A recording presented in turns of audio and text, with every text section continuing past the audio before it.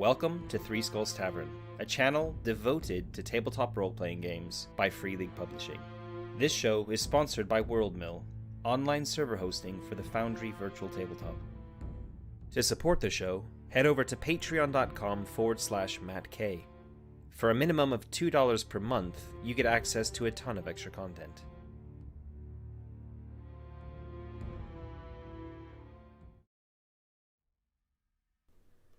Hello, welcome to Three Skulls Tavern and our finale for the One Ring 2nd Edition.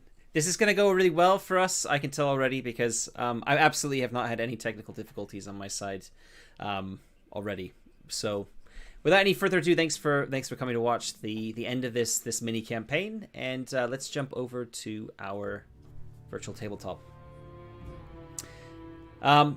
Yeah. We're down a hobbit. We're down Odo. Martin has had some personal stuff come up and hasn't been able to join us, unfortunately, for tonight. So we can't really reschedule any further, and we're just gonna have to crack on without him. So we are here now with 3 of our 4 campaign hobbits, and I guess we can just introduce ourselves. So Amber, why don't you start with your character? Sure. My character is Barilla. She is a messenger by trade or occupation or pleasure, and has been known throughout this adventure for being sort of, I guess, the brute force of the group, combined with Falco as well. In one of their encounters with some of the others, proved to be handy in battle.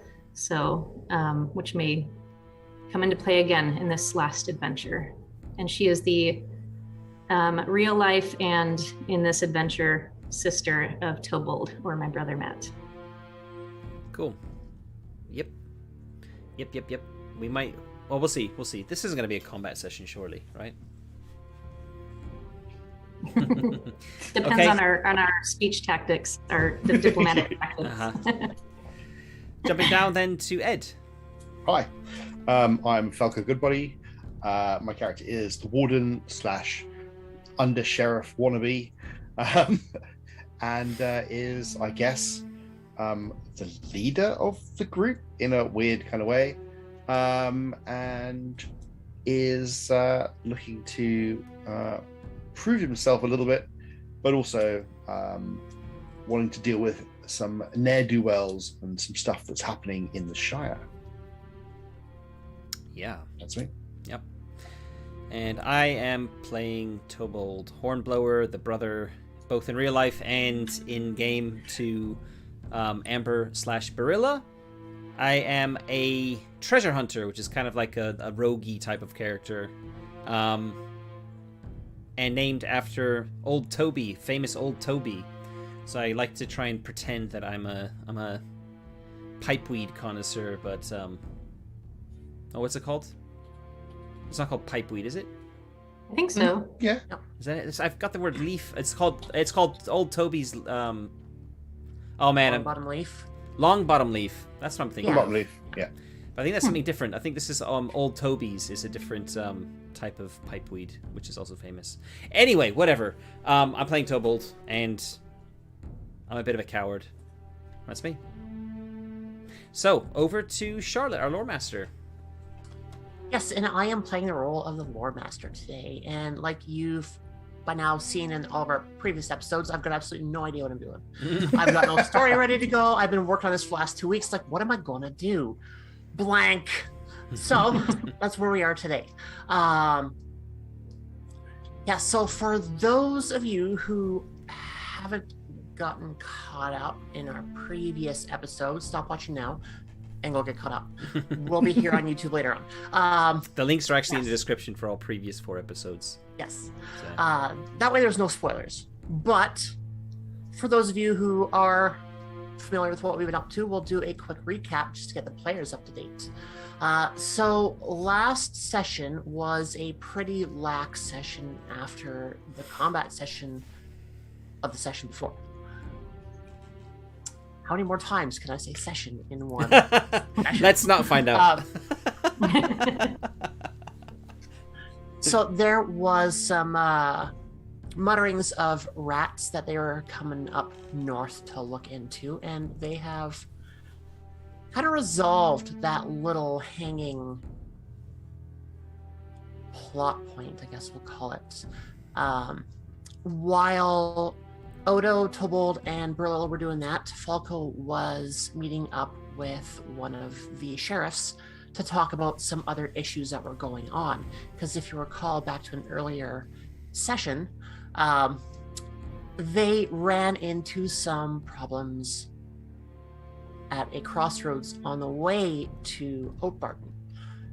And they have more or less been deputized to go look into some of those issues.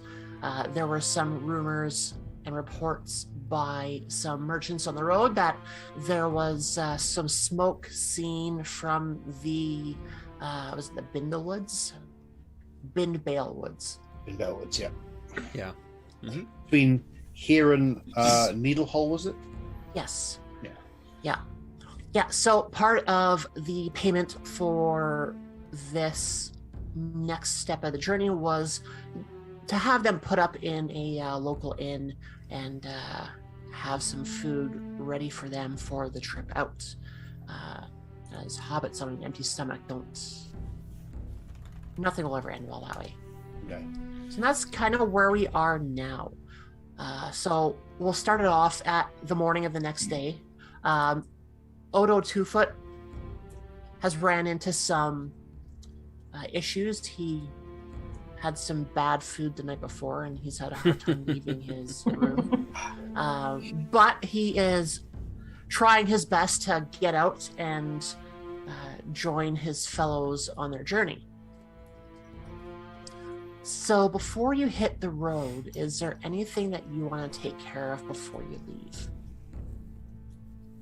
I was thinking this is not critical to the story, but I was thinking part of Odo's staying behind could have to do with his character always telling these grand tales of fighting off trolls and all this. And once he realized we actually did encounter people and are killing people on the road and realizes we're about to go into that situation again, he's like, oh, I'm not feeling good. I ate something last night. I've not heard any rumors of trolls, probably, right? Yeah. He's like, if there were trolls. Then that'd be fine. Yeah. Yeah, but sounds like serious business. They're going to see my true self. So I love that. The big question is, in the core book, are there trolls tables? Let's say no. Sorry, that's actually one thing I haven't done yet is get my rules open or anything. So yeah, so I guess we'll kind of wait for Odo to join us if he's feeling better, but if he's not, then we'll head out. We'll catch up. Yeah. Aside from bringing some food and whatever we need with us, I don't think there's anything else to do. So I kind of figure we'll go via Needlehole, and then if we have to come back, we can. Otherwise, we can just take the road all the way back down to Hobbiton. Because this will be like a 2-minute thing. It'll be fine. There and back again. A 2-minute story. We went there and we came back again. Done. Thank you for joining us. So you probably wait until about mid-morning to see if Odo is able to regain his constitution and join you on the road. But at this point in time, you don't see any sight of him. So you start making your way out towards Needlehole, which is in the west of the Shire. And for the most part, it is a lovely mid-fall morning. The air is a little crisp, but you start to feel the sun on your cheeks as you... Sorry, I'm going to rephrase that. You start to feel the sun heat up your back as you start to walk towards Needlehole. Sorry.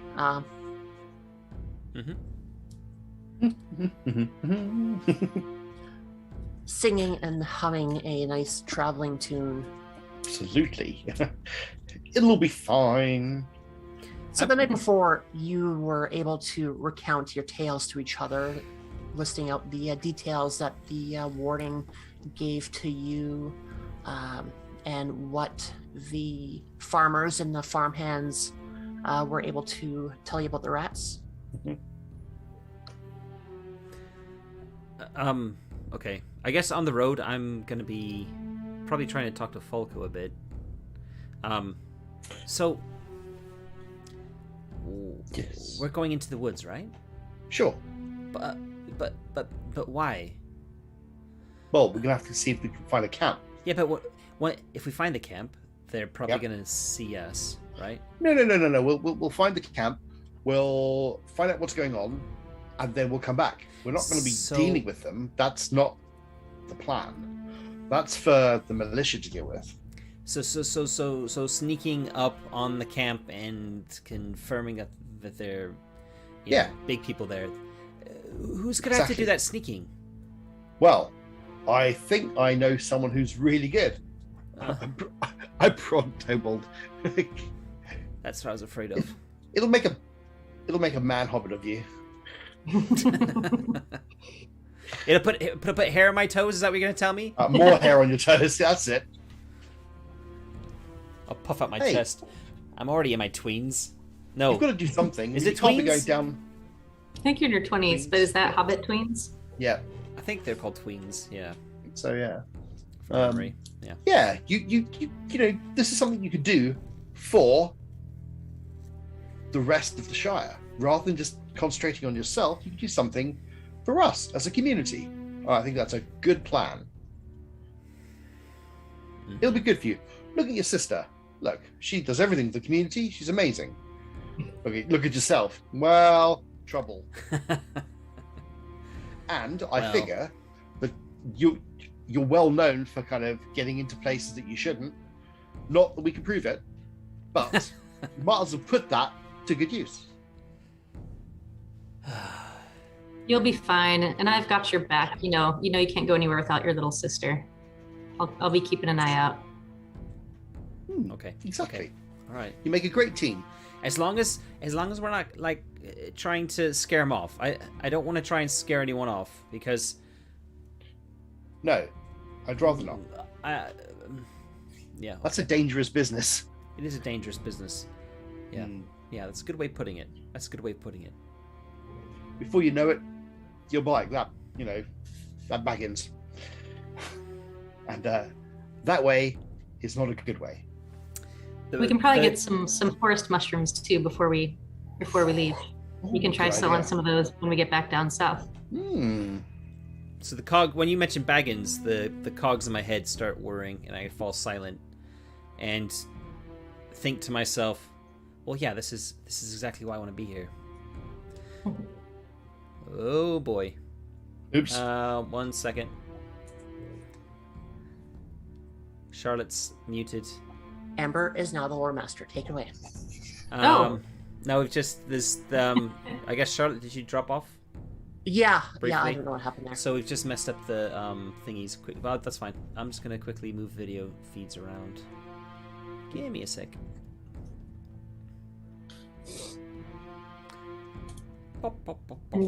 And as you continue along the path, an eerie sound lurks overhead.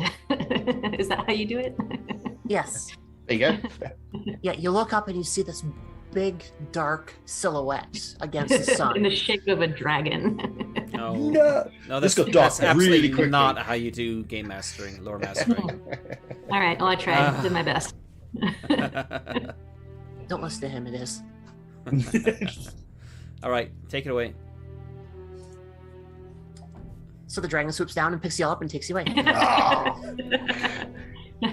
Good job, everybody. Oh wait, it's just Barilla popping on a pipeweed again.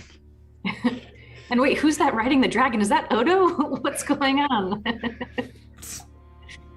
Oh, it all makes sense now. Kids. How he beat the trolls. Yeah. Yeah, so you're making a decent pace. Mhm. You've been given some information about the road ahead of you beforehand, so you know kind of what to expect. There is something like a way house about halfway between here and Needle Hole, so you're your intention was to make a nice, easy day of it, spend the night there, and then start again in the morning when the sun is fresh in the sky. So the day, for the most part, passes uneventfully. Later on in the afternoon, as you start to get nearer to the Way House, you start to see a few merchants pass you on their way to Oakbarton. Once or twice, you hear the clacking of pony hooves and the squeaking of cart tires come up behind you as other merchants make their way to Needlehole and all points beyond. One of them was nice enough to offer you a spot on the back of the cart for a mile or two, or Nice. what is it? Leagues in this? For leagues? For a league or two, which gave you a perfect opportunity to rest your legs. So you're not going to have to worry about getting any fatigue from traveling along this stretch.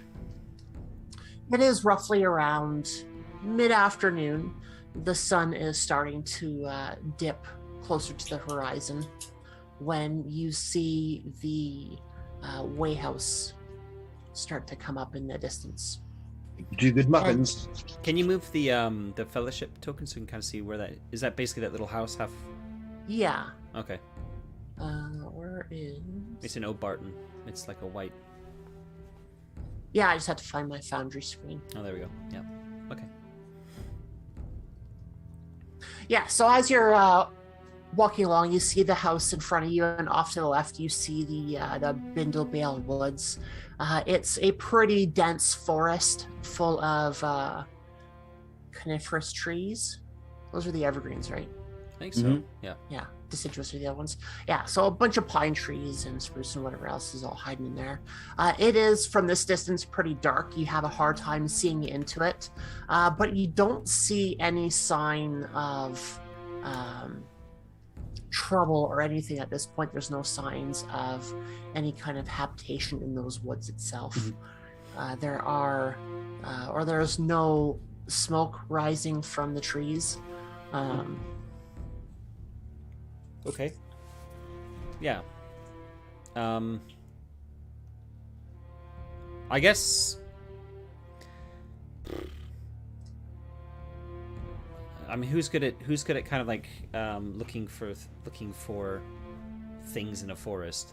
It's like sort of like a scouting skill. I guess I probably might be me. Yeah, I mean, if you're looking in right now, just your standard. I got too many screens open. I'm losing track of where. Be a scan? Would that be an awareness? I think a scan. I have very low scan. So I've got very high. I'm kind of like good at scan. Have a little look around. Yeah, awareness is reacting to something or noticing something unexpected. So it's like a reaction type of thing. Okay. And scan is to actively examine something. So if you're trying to locate something, or concealed doors, hidden inscriptions, recognize a face in the crowd, locate a set of tracks on the ground. Those are all examples. So it looks like a scan roll. So I guess the idea is to start heading into the trees and start looking around for signs of big people passing through, because hobbits don't make a lot of, from the books anyway, hobbits can kind of pass right up, right past, like come right up to some of us big people, and we never know they were there. That's just kind of like an intrinsic thing, right? So I would imagine we'd be able to tell if one of the big, if some, like more than one even, big people were passing through the woods and making a camp, right? It'd almost be like, oh, trees falling over to us, sort of a thing. So I think we'll probably, we'll kind of wander around some of the sort of like paths and stuff that will go into the woods, I guess. Yeah, just kind of like, just look for any kind of signs of man passing. I'm not Fulco. So, is that something that you want to roll for, perhaps? or do you want to kind of handle it differently, Charlotte? Yeah, let's see what you can do roll-wise. Okay. So I've got scan and the distinctive feature keen-eyed. So do I. Yeah. So presumably that's let's see if I can remember this. So you roll that because I've got keen-eyed, I get a bonus dice. No, it's if you want to spend. So when you click on, for example, click on scan, you can spend a point of hope. And if you have a distinctive feature, then you can choose to inspire to be inspired, and it gives you a second bonus die.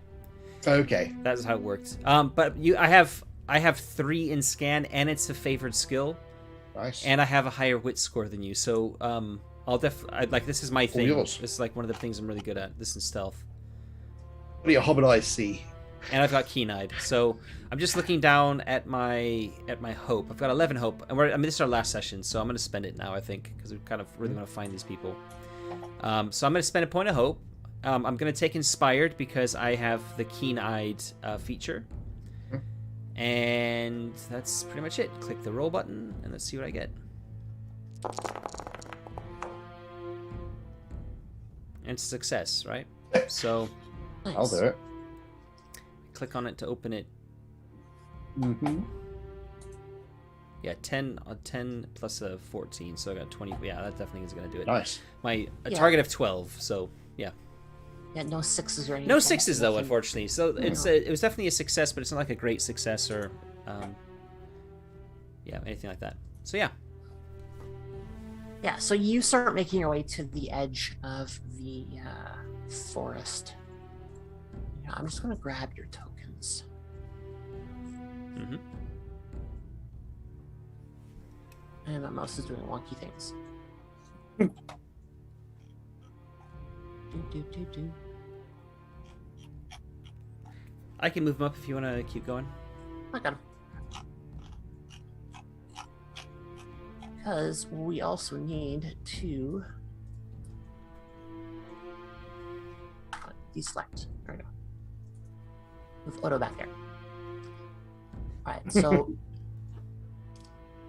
you start heading towards the woods itself, and as you get closer, you start to see some more detail to the trees and bushes that are lying within.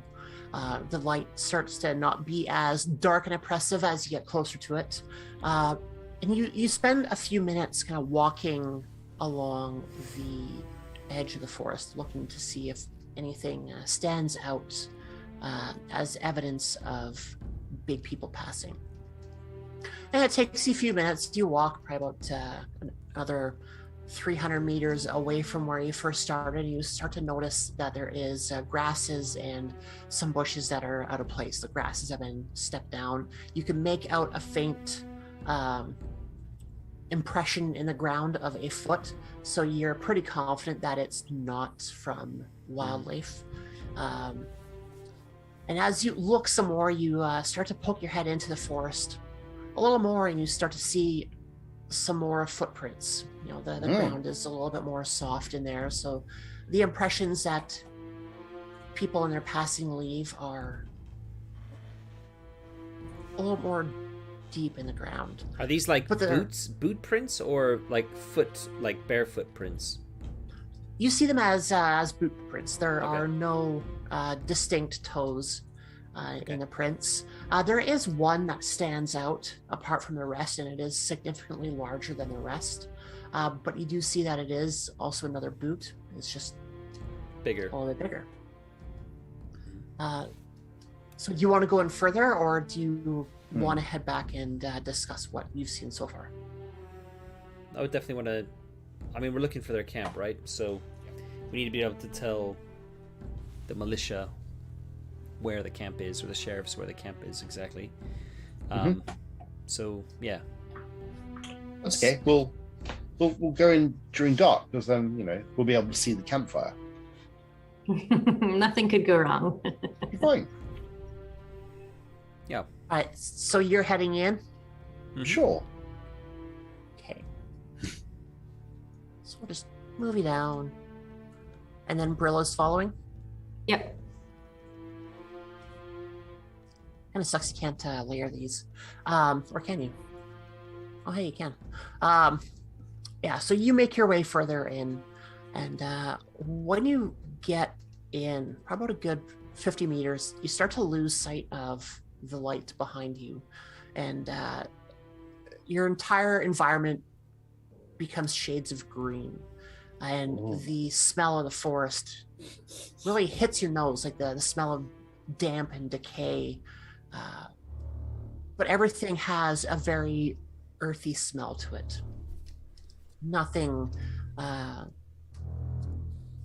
the odor gives any hints away.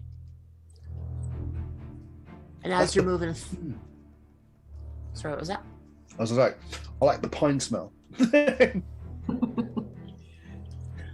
Yeah, as you're moving through, you don't hear much aside from the odd bird, the odd snapping of twigs off to your sides as what you presume to be animals are moving about. Your own footsteps you can hear, but being hobbits, you are able to travel a little bit more lightly and not clod around like the tall people. Can we purposefully be quiet? You can, yeah. I mean, if you're trying to not raise too much attention right now, I'll let you do it as it is. If we get closer to a point where absolute stealth is absolutely critical, then we'll look at rolling. Cool. But for now, as long as you're attempting to kind of be quiet, you're not. We'll be cautious in our walking rather than No fiddle playing right now. no, or singing or mumbling or. Yeah. So we're just following the footprints wherever they're. Are they going a certain direction? I'll probably be trying to stay up front a little bit and be like a bit of a scout, just so that we're kind of like spaced out a bit and not all walking around the same place. Okay. And that way, if I need to like be sneaky all of a sudden, like drop down or hide behind a tree, they'll see me as well first. Because I'm thinking about what Falco said as well. Like, there's an expectation that I know what I'm doing here. So, I'm trying to. Like, you know what you're doing. I'm trying to pretend like I know what I'm doing. Every once in a while, as Tobald's character maybe pauses or is listening, I'm going to be the typical little sister where I'm going to get close and kind of listen with him, and he can feel my breath on his neck and be like, like, thinking I'm being all stealthy with him. And I don't want to talk, so I'll be turning and like shooting you like these glaring looks, like giving me eyes, but I can't see because it's so dark.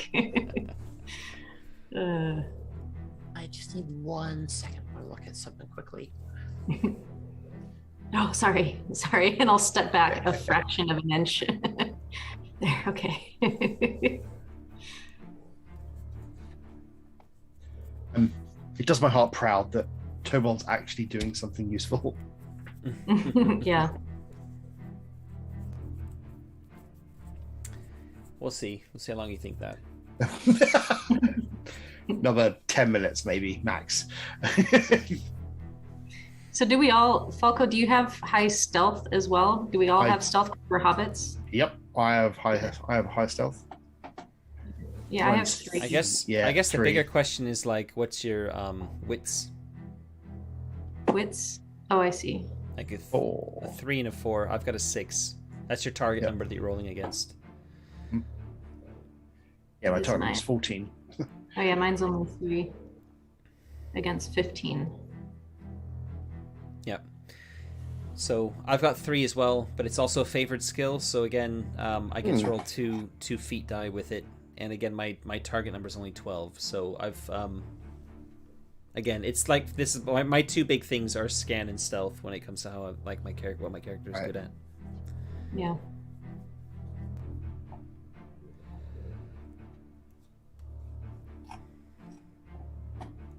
Yeah, so you continue walking through the forest, and you're not seeing much sign of anything at this point. We're still following tracks, though? Yes. Okay.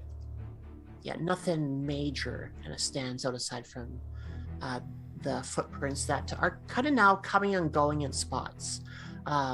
You reckon that you are probably a good hour's walk into the forest itself. And you're starting to become conscious of the daylight that is fading in the outside world, where in the forest that you're in right now is just a shade of deeper green.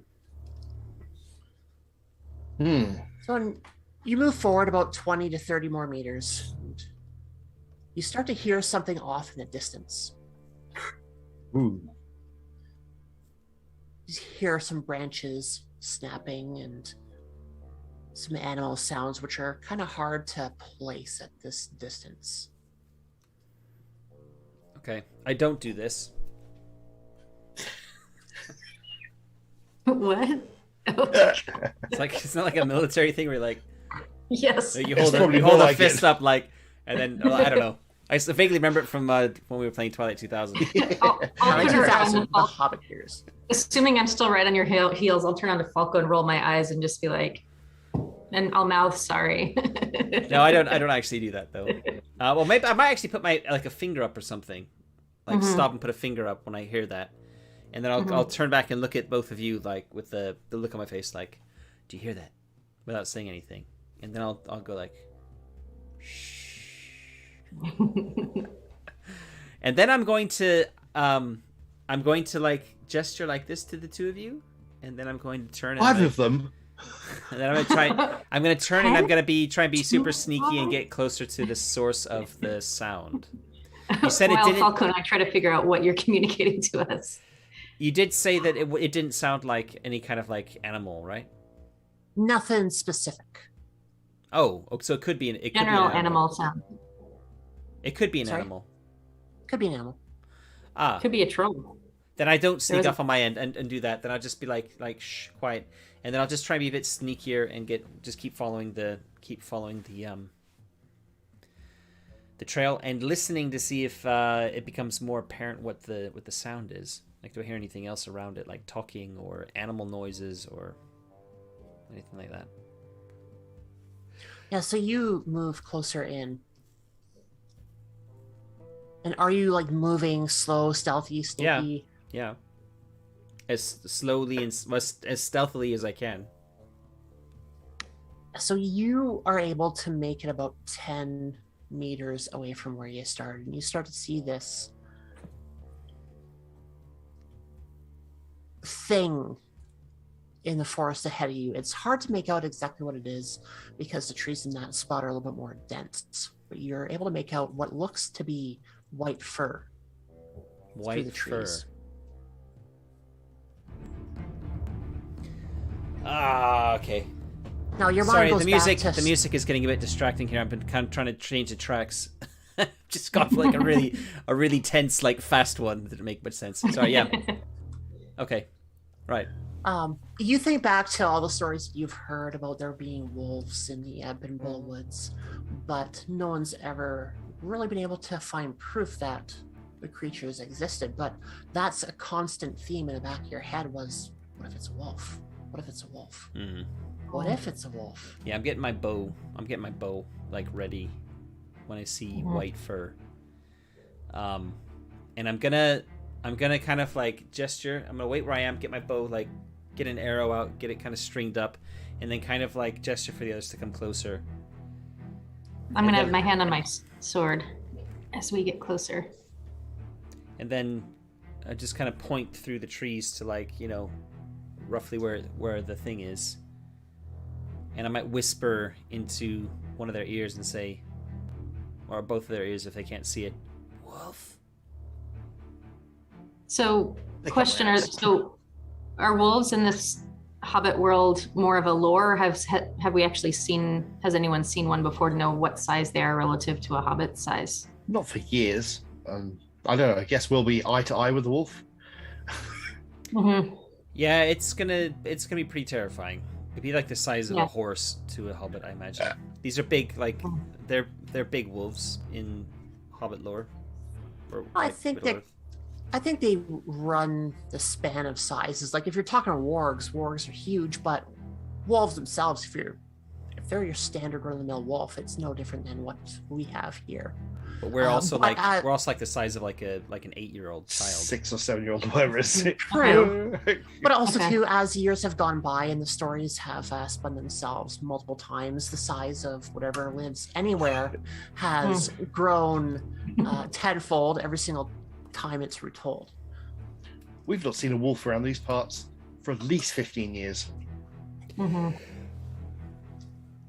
So you're still making your way forward? Towards a Are there potential any wolf? sounds? Well, No, not really. Are there any sounds coming from any other direction that's not where the white fur is? No. Hmm. Nothing out of the ordinary. Hmm. I mean, I'm gonna look at Falco and be like,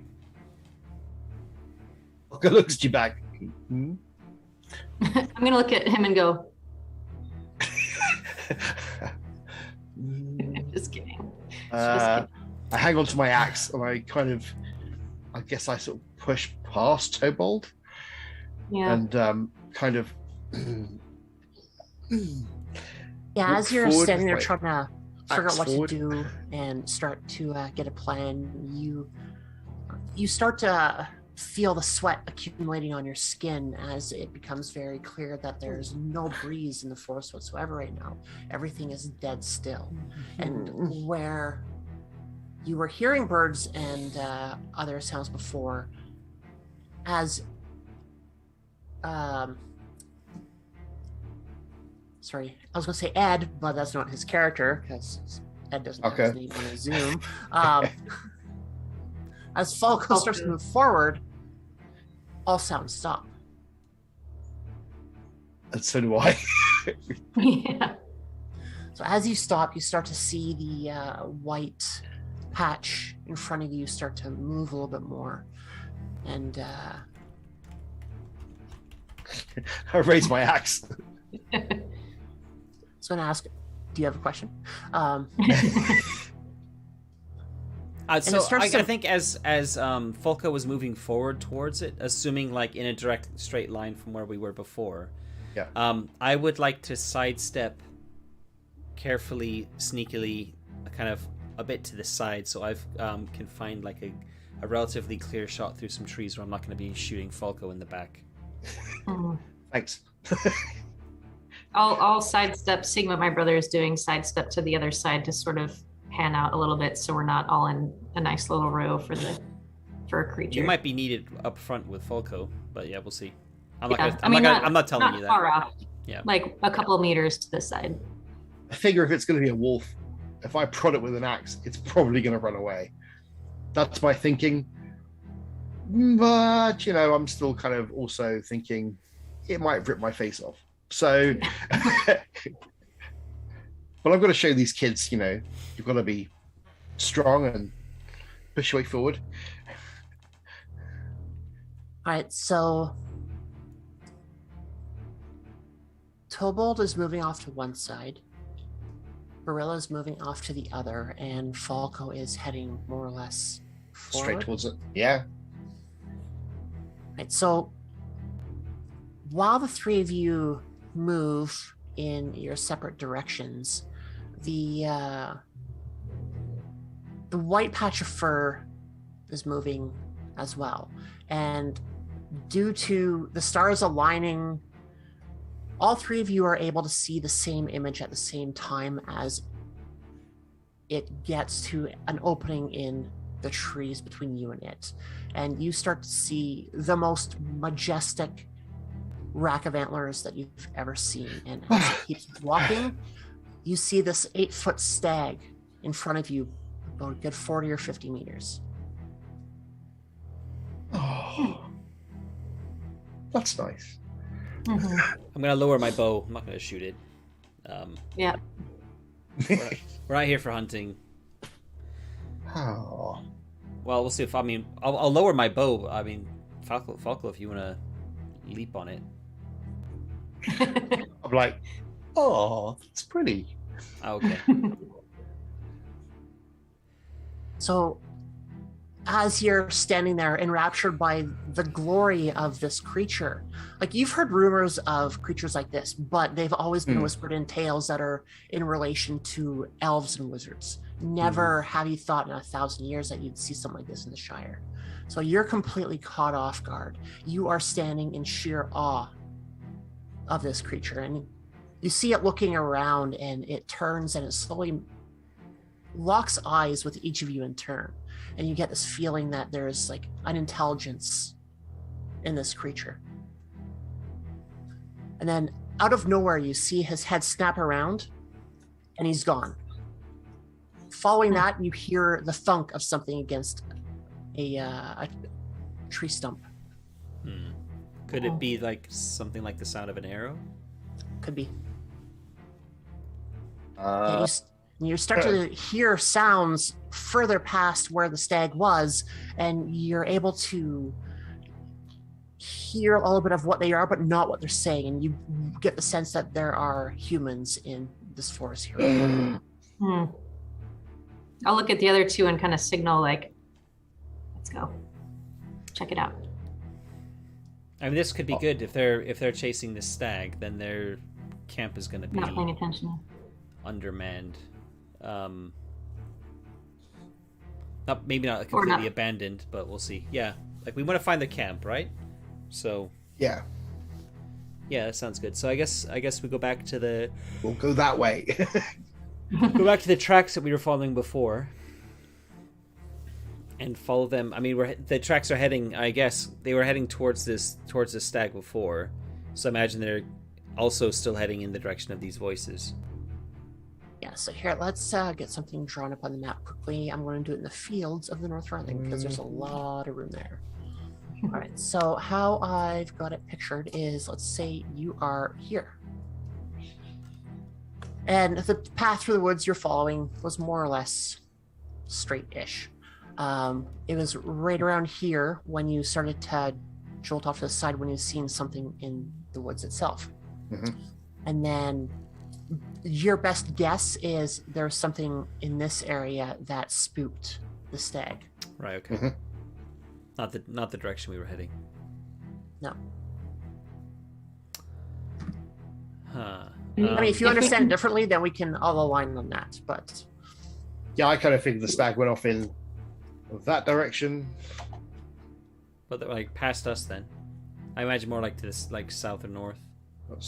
Yeah, I was thinking like it South, ran off. Deeper into the... Alright, or north, yeah. Okay. You said we can sort of hear voices, just not what they're saying. Yes. Yeah, you hear sounds of life. Follow the voices regardless of whether it's where the path leads or where the stag leads. Or unless we're looking for the camp and not the people chasing the stag. I don't know. Well, I mean, if we find the people, what are we going to do? We're not going to be attacking them, right? No, but we can eavesdrop from a safe distance maybe and get some intel. That's true. We could do that. So with how dense that you've seen this forest so far, you would be guessing wisely that they would have had to got really close to be able to get a decent shot on the stag.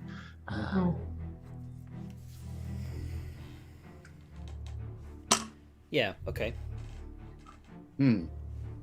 So we just need to keep quiet, stay low, and then go in that direction. I'll sneak up to Falco and Burla, who I'm guessing are maybe a little bit closer to each other than I am, and just say, you two stay here.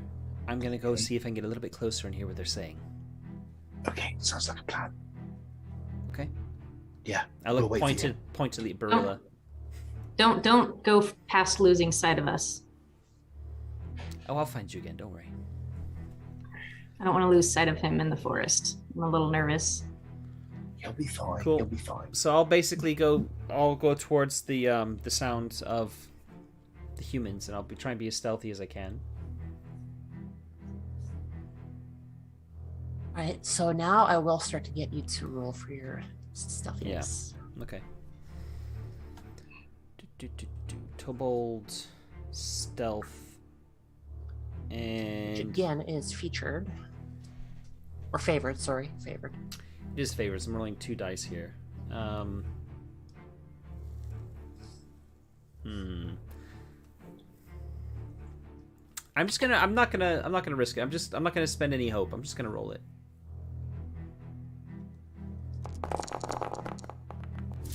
Ooh. So that's an extraordinary success with 2 6s on the dice there. Even though, yeah, it really wasn't a brilliant roll with the feat die. That doesn't matter. Yeah.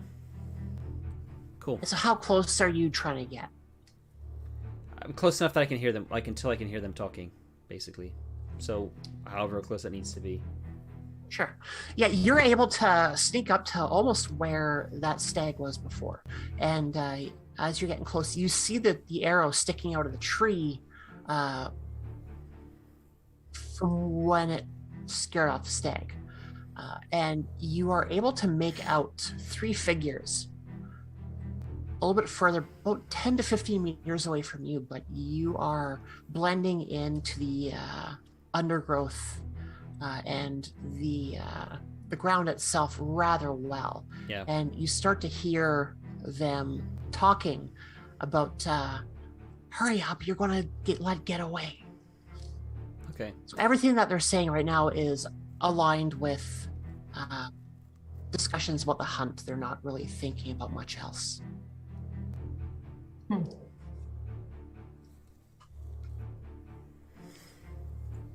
That's good. In one way. I mean, yeah, okay. I mean, it'd be good to hear something else from them, but there's no way I can tease that out or anything. I'm not going to attempt the whole Gandalf trick of pretending to be one. Oh yeah. Yeah, so I'll just basically stop there, and if I can't, if they then go off towards the north, I'm not going to follow them or anything like that.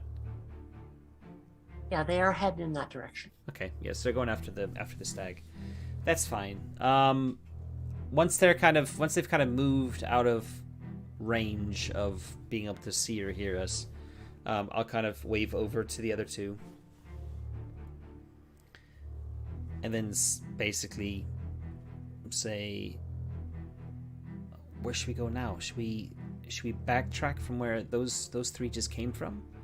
They're definitely big folk in the forest. Yeah. Or do we follow the previous trail we found? I think maybe we follow the... How many did you see? 3. 3. Yeah. Okay. I think we should follow the trail that they've just follow their tracks back the way they came, because they're going to be really fresh too, and they would have been staying somewhere. That's a good idea. Great idea. Let's do that. Okay. See, you're getting the hang of this. Tobald will make you a bounder yet. Yeah. So that's what we're going to do, I guess. Yep. Right. So heading off towards the west. Yeah. Right. So yeah, you start to head towards where you figure they came from, and making your way through the trees, you start to see the light brighten a little bit further ahead of you, and as you get closer to it, you see that there's a small opening in the forest itself. Mm-hmm. And when you get to the opening, you are able to start seeing some shelters of sorts kind of put up along the far edge of the opening. And this opening is about 30-40 meters across. It's not huge, but it's enough to be able to see by and get a little bit of breeze on your faces. How many shelters are there? You could see roughly about 3 or 4 in various forms. It's kind of hard to make out if there's more or not. And these shelters are thrown together wooden frames with pine boughs draped over them. They're not very well made. They're not blending into the background enough. That's why you're able to see them as clearly as you can from here. They're not great woodsmen, that's for certain. Okay, but they're also not like tents or anything kind of more permanent. or No. yeah, okay. So like people living rough in the woods. Yes. Yeah, you are able to make out what you assume is a bit of a fire pit about 5 meters away from their edge of the clearing, which would explain the smoke that others have claimed to see on the road itself from a distance. I assume it's not lit. Not right now, no. So where's the light coming from? Above you, in the opening in the clearing. Oh, right, okay. Can Do we see go any around people? Are there any people in there? Sorry, one at a time. off you? Are there any people in there? Not that you can see right now. But because you have the light kind of like right above you, it's hard to be able to pierce the darkness on the other side. We go around the clearing, through the trees, and then come out near to the... Yeah. Yeah, we'll do that, Yeah. I guess. Near to what? Near to where the actual shelters are, so we can kind of get closer, rather than Yeah, just kinda- go across the... Skirt the perimeter of the Yeah. clearing itself. Yeah. Yep. And I'm guessing in the south direction, kind of looking up. Yeah, Yeah. sure. Yeah, so you're able to do that with no issues. It takes you not long at all. And as you get closer, you're able to make out what they have as a makeshift camp from a different direction. You Yep. are able to see that there's actually about 6 or 7 of these Ugh. structures scattered through, but you haven't seen anybody yet. There's 3 of them, 6, 7, maybe what? So between 6 and 12 people, maybe? Okay, once we've skirted onto the other side, is there one of these shelters kind of close to where we are? Yes. I want to sneak into it. Just like pop my head into it, basically, and see what it looks like on the inside. Sure. Assuming that people are sleeping in them, like how many sleeping places are there? So we can estimate like how many people this kind of can accommodate. Yeah, when you get closer, you're able to see that these aren't any like great structure. One comfortably, maybe 2 tightly packed per unit. They're not very close. Okay. They like their own space. So you're able to get close to them, and you're still unable to hear anything going on. And you poke your head in, and you see a bit of a sty. There is the odd piece of clothing strewn about. You see the odd little food scrap, whether it's a bone or a piece of fur from an animal tossed in the corner. There is something questionable that smells quite rank there. It's very hard to put your nose on it. And along one side, you see their bedroll rolled out.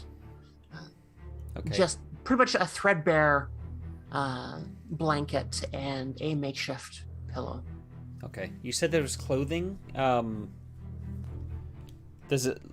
Okay. Does it look like a change of clothes type of clothing, or does it look like rags that have been like chopped up? You're looking at it, it kind of resembles both, like just a hacked up pair of raggy clothes, something that has seen better days. Okay. So I kind of am glancing around, taking that all in, and then I'm going to nip in very quickly and grab the bit of clothing, and then I'm gonna sneak back to where the others were. No, in fact, I'm gonna sneak to the next one, and I'm gonna poke my head in that one as well. I'm warming to my task.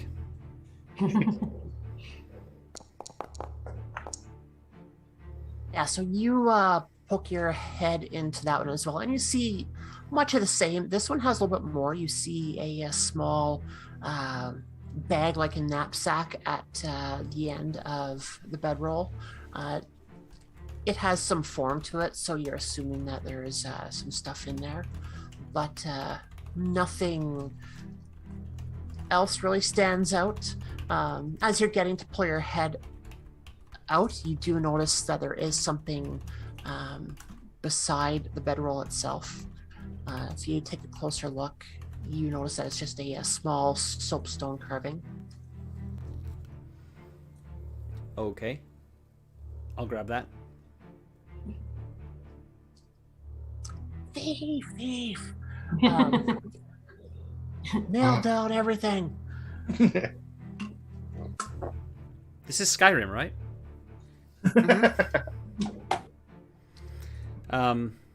Yeah, okay. So I mean, the idea is like I'm kind of thinking we might need some evidence or something that these are big folk, hence the clothing, and the sculpture is more like what is it of?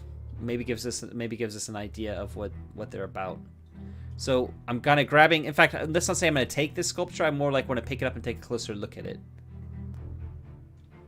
before I decide whether I'm going to take it or not. Yeah, you see that as a carving of an owl. So just like a little trinket that you might find in a shop in the town. Sure. Does it look like it's something somebody has bought, or does it look like somebody's whittled while in the woods trying to, like, pass the time? You think that it's whittled. Okay, so I'm just gonna put it back. I'm not gonna take it, and then I'll head back to the other two. I guess 3 Odo's. We're saying Odo's there still? No, Odo has Odo isn't. No. All right. Not been able to recover from his quote-unquote stomach issues. Good. Yeah. So I'll head back to the other 2, and if I'm allowed to without being stopped along the way. Yeah, I don't think you really got that far from the other 2. Okay. Enough for them to stay hidden, but it looks like each of these shelters are only sleeping one human at a time. Okay. And I've brought some. I don't know if you need evidence, but I found some clothing in one. Good idea. Just to show that it's not hobbit sized. And I'll hold it up and is it hobbit sized or is it like It is not hobbit sized. Okay. It is larger than hobbit yeah. sized. So and then I'll show it to them and then I'll quickly like bundle it up and stick it in my bag in my pack or whatever. And then say, I guess we leave and we go tell the militia. Yep, let's go back. Yeah. Okay. All right, good. I'll just kind of I'll start walking them out around and back the way we came. The way we came, or just straight north out of the woods? Well, we don't know where they are, so yeah, let's just go straight north. That's fine. They could be anywhere. That's okay. I'll see if I can follow some game trails and see if we can take us out. All right. All right, so out north? Yeah. Mm-hmm. Up north. Right, so are you going to go through their camp on the way out, or are you going to skirt that as well? We'd skirted around the south to go to the west side of the camp, right? So now we'll just stay on the kind of west side of the camp and just, north. Yeah. Just kind of skirt around and... Yeah. Like we're already on the west side of the camp, so we won't go any further round, like east from where we are. We'll just go straight north here. Yeah. So just kind of, not through the camp. Yeah, so you start making your way out, and you're about 5 minutes away from the camp itself when you start to hear voices again. Okay, hide. From which direction? You're right. Okay. Hide. Yeah, I guess hide so that there are trees like between the direction they're coming. Mm-hmm. That sort of thing. Cool. Yeah. Wait for them to pass. Yeah, you're hunkered down, trying to blend into the background, and you see 3 people start to walk past, and they get as close as about 10 meters to you as they're walking by, and you're able to hear them quite clearly now, and you hear them muttering and cursing about not being able to get the stag. The pelt alone will be able to fetch them a tidy sum, and you start to hear them talking about some others that they're waiting to come back, and how it's been 2 days since they went out to try and go catch something or someone, and they're still haven't returned. It's like, what should we do? You can tell that none of them are in charge. They're all wondering what to do. They're not willing to make that leap and say we should go after them. We should not go after them. Let's just stay. It's like we should wait and see. It's like they're waiting for that woman to come back. Yeah, because she got away, right? Mm-hmm. She did. That way. I can't recall. You injured her pretty good, didn't you? Yeah. Mm, She definitely was injured. Yep. Yeah. Yeah. I forgot about that. And she went east. Yeah. Yeah, like back towards the woods, kind of. Yeah. Nope. Oh, did the stag No, eat east. her? Yeah. Oh, She went east, other direction. She went east towards Bree. Or maybe that's why we're Three. seeing the beast. She succumbed to her wounds and came back as a majestic stag. Who knows? Nah. My possibilities. Okay. So Yeah. these three, then there's... Okay, well, that's good. So we've got some more information we can tell the sheriff. Mhm. So there's 4 left. These 3 and okay. That's good. We don't want to kind of engage them. We don't want to kind of Mhm. deal with them. Although no. No. We're just going tell the authorities and they can deal with it. Yeah, that seems like a plan. Now, are you saying this openly? I'm kind of like saying it internally.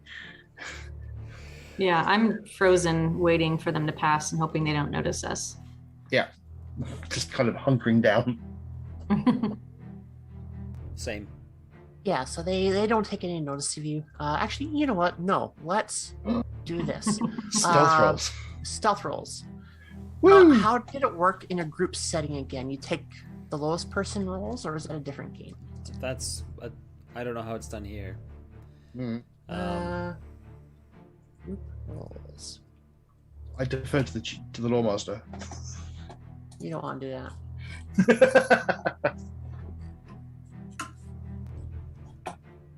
Yeah, lowest roll makes sense.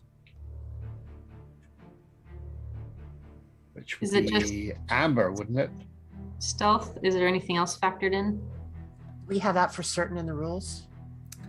Yeah, I just want to check that very quickly. I'm looking at. I mean, it might not even be covered in the rules. What would that term be? I've looked under action resolution. I didn't really see anything to say, anything. Yeah, that but looked group like roll, that. wouldn't it? Yeah, Assisted. But I don't see group roll anywhere.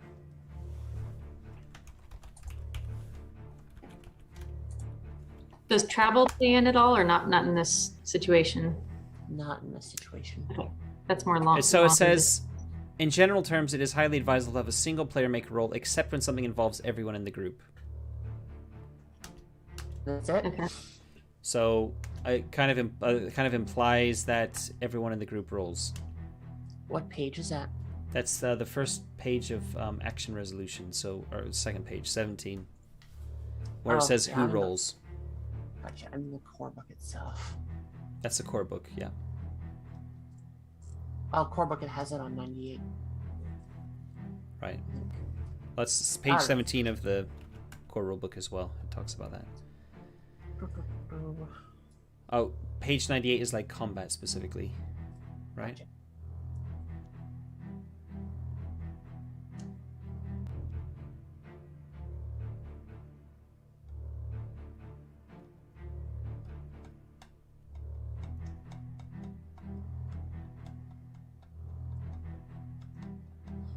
Okay, so this is kind of contradictory. In general terms, it is highly advisable to have a single player make a roll, except when something involves everyone in the group. And in the text below it, to do so, the player simply chooses a player hero who is best suited at the task, eventually applying the rules for support. See, support. on page Support. 20. I guess we wouldn't be supporting ourselves. There would be. Yeah. Yeah, would no, just that, be that like- doesn't make it. That's not what we're doing. We'd each be battling our own nerves. We're normally I think- stealth. I think this is Adrenaline saying rush. like if we're doing Ooh, like a helping role, that's how that works. But Yeah. if you're doing something where everybody is involved, then everybody rolls. Is kind of how I interpret that. Yeah, I am in agreement. Okay. So Okay. then this would be stealth again, right? It would definitely be stealth again, yeah. And you're all too good at stealth. Well, it's a hobbit. It's a hobbit Hobbits. thing. It's what we all start with 3. Every hobbit starts with 3 stealth. Oh, okay, gotcha. Sneaky. Yes, the stealth skill includes hiding, moving quietly, and shadowing others. So we're hiding right now, so it's definitely stealth. Okay, Cool. So we all roll stealth. Let's see if my rolling still stays rubbish. Oh no! Oh no! Boo! Ouch. Oh boy! Oh wait, no, that's good. It's a well, Barilla failed, Really I have failed. failed roll. Yeah. and Oh gosh! I'm doing all right. I got a great success. All right, so Huh. how bad was that failure? Well, I you got mean- a success in there. That was 0.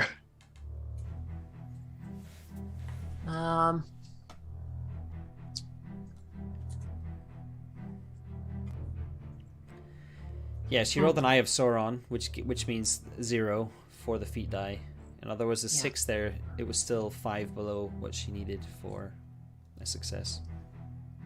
So Yeah. So how do you give your location away? I think I'm just waiting, and all of a sudden I start getting an itch in my nose. I'm like, no. And I do this like, and I think it's a really, really quiet sneeze. And in my mind, I'm like, oh, thank God, nobody heard me. And then all of a maybe sudden you hear, happy- what's that? Oh God. I'm gonna try to blend with the tree. Make my face look like bark. Which direction are they? I guess they're still 10 meters away. They would be south of you now. Okay. And about 10 meters away or something pretty close. Yeah, roughly around there. Okay. Hey, I'm just gonna wait and see what they say. You hear one of them go, what was that? Another one, do you think it's returned? Then throw in, no, it would be foolish to come back. Should we go check it out? My heart's racing. Also, my character's heart is racing too. Then you hear another one go, shh, listen.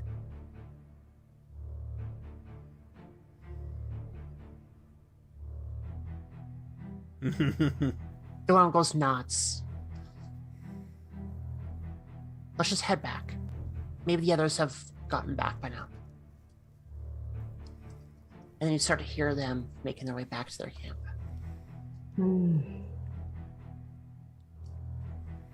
I'm not going to move an inch. Just wait. Well, if they're moving back to the camp, I'm gonna start moving off to the north again, and just assume that Burl and Falco are following. I'm going to be freaked out and trying to keep myself between the two of them, so I'm not the last one. Yep. Okay, that's fine. I'll bring up the rear. Keep looking back every now and then. Yeah, I keep looking back. For sure. You see me looking back. Yeah. I'm trying to take my handkerchief from my sack and try to wipe anything and everything out of my nose that I can. Yeah, so you start to make your way back to the north, and it's pretty uneventful from there on in. You keep checking over your shoulder periodically to make sure you're not being followed, but you don't see anything behind you. Then you come to the edge of the forest, and at this time it's getting pretty dusky out. The sun is halfway on the horizon. You've come out a little bit further out of the forest than what you would have anticipated. You have a hard time making out the way house in the distance, but by the light in the windows, you are able to spot it. You don't see anybody else on the road at this point. Mm-hmm. I guess we'll just trudge to the way house Yeah. Mm-hmm. Beeline. as quickly as we can. No, in fact, it won't be a Yeah. beeline. I think I would try and make a beeline for the closest point on the road. Oh yeah. and then sense. follow the road just in case Before they're down a following ditch. us out. It just doesn't look like we've come out of the forest. It looks like we're just travelers on the road, maybe.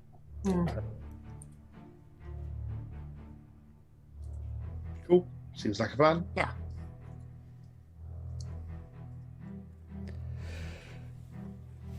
I'll breathe a sigh of relief as soon as I'm in a warm building. Yeah, so you make it to the White House with no issues from there on in.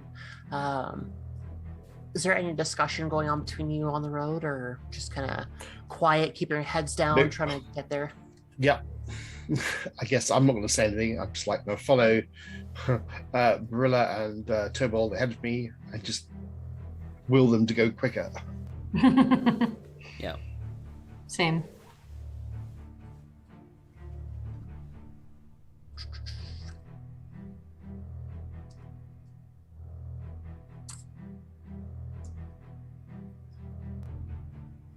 Yeah, so you get to the building itself, and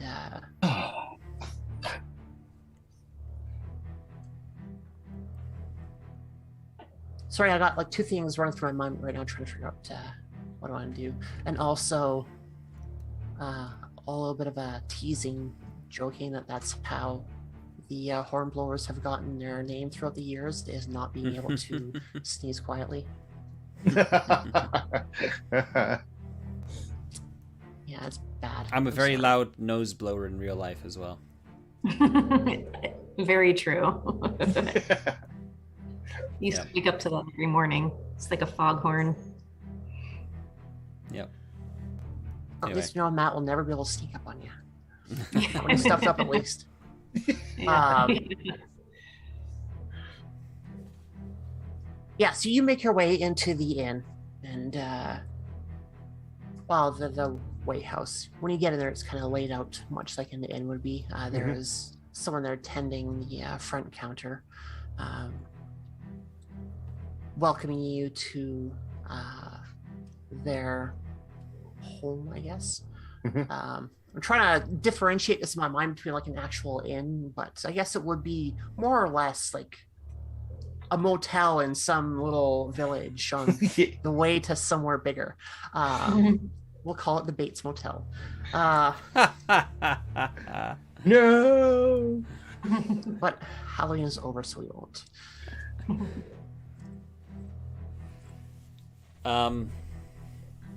Yeah, I mean, I guess we're gonna.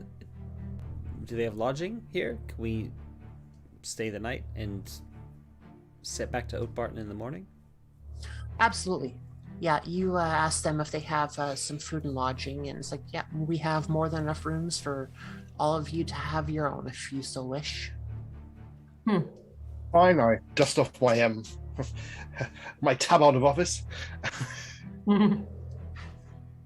Yeah, sure. and put some coins down and get Turbold a good old drink. Okay. Man in the cloth. Oh yeah, yes. Nice to see you, Tilly. Yeah, so are you gonna sit down and try and get some food? Yeah. I guess the will. question is, do Barilla and Folco, have they been here before? Do they know these people? I've been through here on my kind of rounds, I guess. So Yeah. I know Tilly, who's one of the people that work here, or maybe the sort of, I don't know, The matron. the matron of the way station. I've done probably the been- job. I've probably Sorry. been there as well on my travels, but maybe not as familiar with the folks. But I'm Yeah, definitely so- going to want to sit down and have some food and drink. Yeah, so Falco called to one of the people there, right? Yep. Like an actual greeting. Yeah. Hey Tilly, how's things? Oh, they're good. Go have a seat and I'll be with you in a moment. Just the usual. What is the usual? They do a very nice apple and lamb stew. I'm in. Yeah, so The room itself is very quiet. You only see 3 other people in the main area. One person is off on their own. They're kind of in the shadows along one of the corners. And then there's 2 others, which upon closer inspection, you recognize them from the tavern from the day prior when you're talking to the sheriff or the warden, Okay. whatever he was.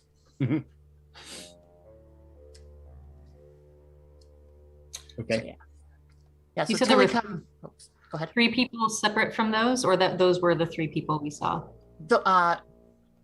There's 3 people. One is off on their own along the wall, and then the other 2 were in the tavern. Okay. Just making sure there's not like a group of 3 people, because we just saw 3. Okay, thanks. Yeah, so Tilly comes by, takes the orders, makes some small talk. I'll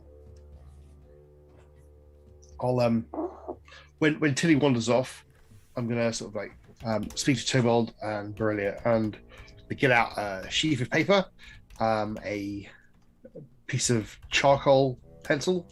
I'm gonna start drawing a map of roughly whatever Tobald is gonna describe to me and what I've seen. Yeah. So I guess Yeah. it should be relatively straightforward. You go to the oh god. Go to the large tree on the left. Well, it wasn't like we didn't find the camp by going to the there's the way station and going straight south. We had to head off the road at a certain point. Mhm. So it'd be a case Yeah, of like so- trying to estimate how far we were going before we turned left, and then maybe trying to triangulate it kind of by where we came out and we had to due north. Right? Because wherever we came out due north is more or less, if you follow that south, it's between those 2 points kind of. Hmm. And a fairly Yeah. large clearing too, so. Go into the forest until you find the white stag. Yeah. You were about an hour's walk into the forest when we heard stag. So walk a healthy pace for an hour. Yeah. Yes. Until you come to a clearing, and on the far side of the clearing, in the south west, there'll be the camp. Yeah, that seems like good enough. Probably would have made more sense to like mark the trees or something as we were going, but oh well. Oh well. That would require skill and understanding about what we're doing. Always Right.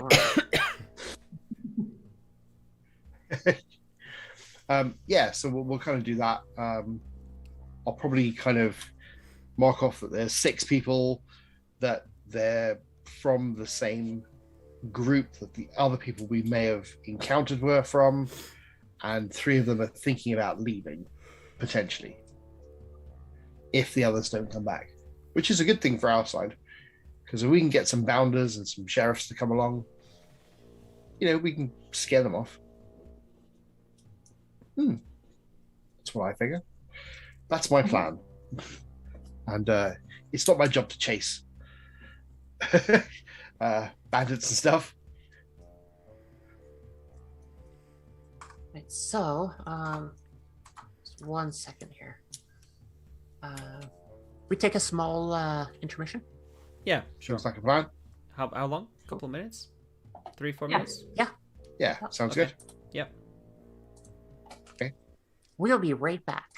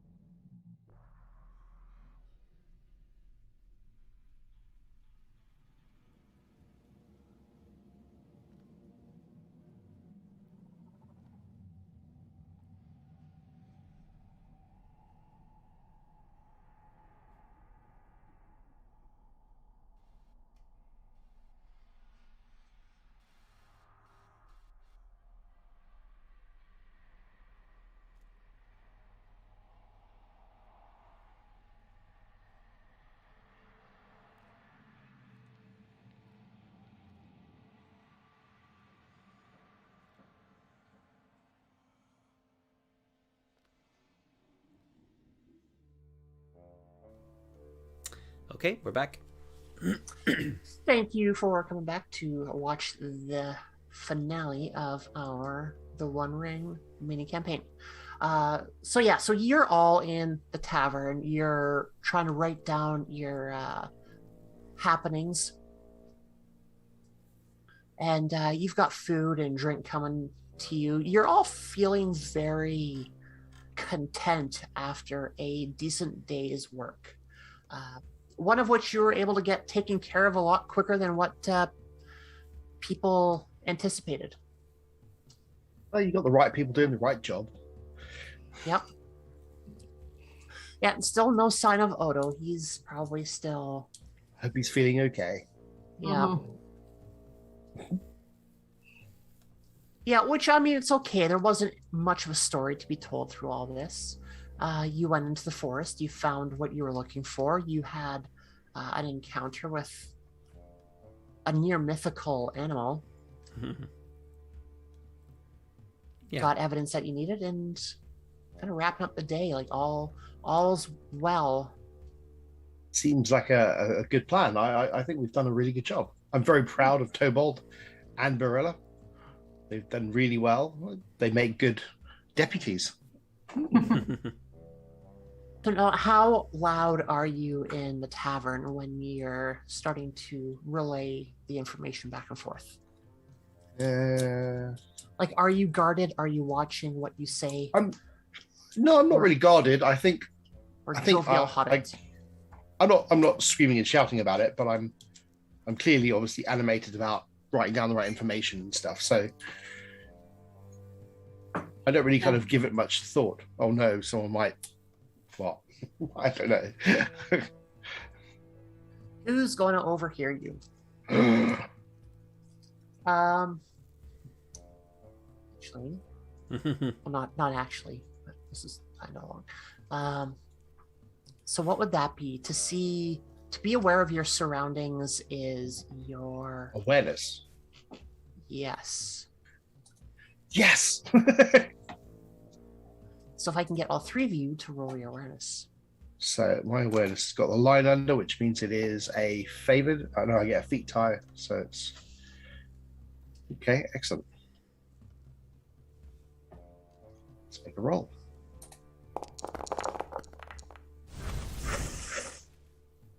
Don't get. Oh gosh.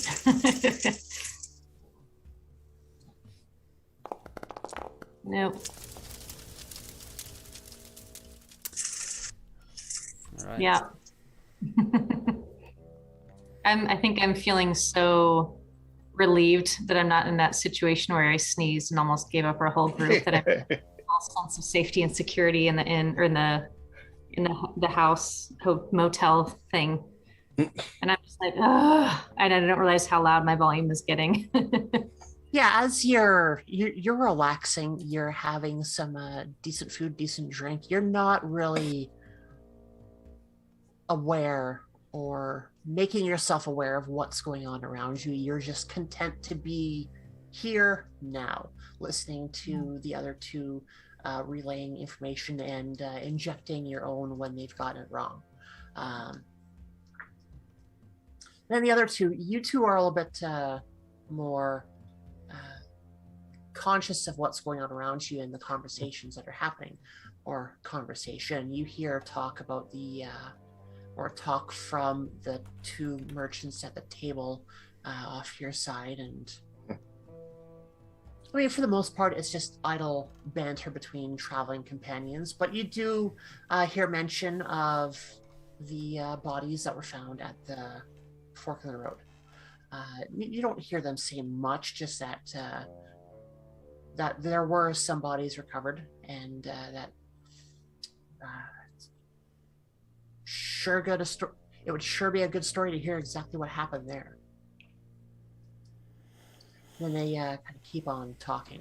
They haven't paid much attention to the 4 or 3 of you. Mm-hmm. They did see you when you come in, but that's pretty much about it. They don't totally recall Falco from the day before, because they were dealing with their own dealings while the sheriff was talking to you. They didn't pay you much attention. Right. Okay. And then the other person that is still sitting off in one of the corners, you, from time to time, you look around and you feel like you catch their eye, but it's very hard to make out because they've situated themselves in a shadowy corner in the room, just kind of sitting there and sipping a tankard of ale while being hunched over as best they could, kind of minimize their appearance. You see, lifting the drink to their hands. Mm-hmm.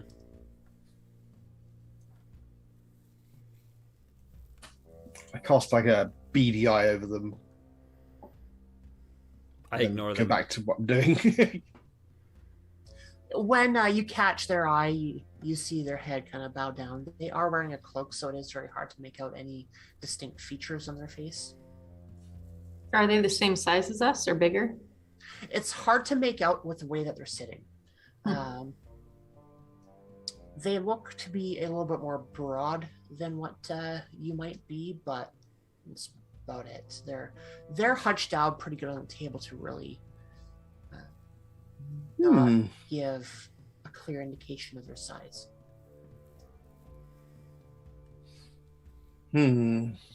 Shadows are very slimming.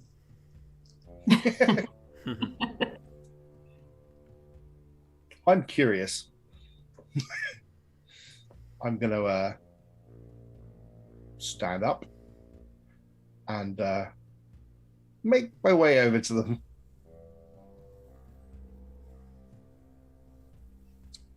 And as you get closer, you see their head kind of bow even more to try and shield themselves. As I kind of make my way over to their table, I'll just tap on their table.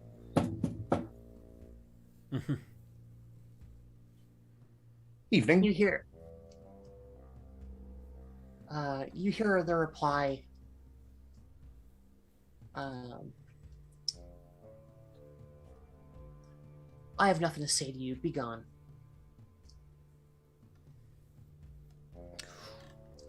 Ooh. And What's your business here? business is my own and no business of yours. And when you hear them talking, you get a sense that they're not like they're trying to hide something, not only by their words but also by their sound. They're trying to change their voice from, say, like a woman to a non. Yes. Yeah, I was trying to take a quick look at the skills to see if there's any way to really discern that. Awareness. Riddle? That'd be the sort of thing to do that. How does riddle play in? Let's Would it be see. I mean, that'd be kind of neat to It says it represents the ability to draw conclusions from seemingly unconnected scraps of information by deduction, reasoning, and intuition. Then I guess yes, let's use riddle. Cool. Yeah, I'm gonna use a point of hope. Yeah. Let's stick one of those in for some hope. And let's make a roll. There we go. Great Nice. success. Yeah, so you get up to their table and you start trying to talk to them, and when they reply to you, you're automatically Suspicious. it's like so yeah, after a moment's thought, you are able to put 2 and 3 together and get 4. Yes. Do you recall how you injured the one that got away? I think I basically whacked them in the hips and the legs. That's pretty much where I was aiming for every single time I hit them. Yeah, and I think Tobold got a few arrows close to them. Did you hit them Yeah. in the shoulder at one point? No, I didn't hit anybody with No. an arrow. Oh, that's right. Barilla, no. I think I only hit the person that I killed. I don't know if I Okay, hit yeah. No, Yeah. so yeah. I think I got them I think it was probably a glancing blow, probably. I can't remember what what it was. Yeah. I know the other one I got, but yeah. Yeah, so as you get closer, you're able to see a little bit more into the shadows of their hood, and you're able to make out some features, and you are pretty certain that this person bears a striking resemblance to the one that you faced 2 days ago. Okay. Oh boy. I'm guessing that I don't have a clue, right? Because I'm kind of ignoring it. Yeah, not yet. Nothing has really been said loud enough to draw your attention. You just know that Falco got up and went over to the other table. And based on my awareness, well, I'm assuming I'm still kind of oblivious. Yes, yeah, you are content. Yeah, I'm drinking my ale. Yeah, it's not a bad place to Falco be. Yeah. will put my hand on the table. I will put my hand down towards my axe. Actually, no, the axe will be at my desk. Why would I have my axe on me? And I will say, by the power vested in me, by the bounders and the sheriffs of the Shire, you are under arrest. Oh, Now. God. Come quietly, or there'll be trouble. And I'll say that really loudly, with as much oomph as I can possibly put into it. Yeah. I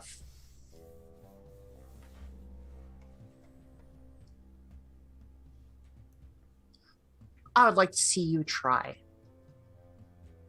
Damn it!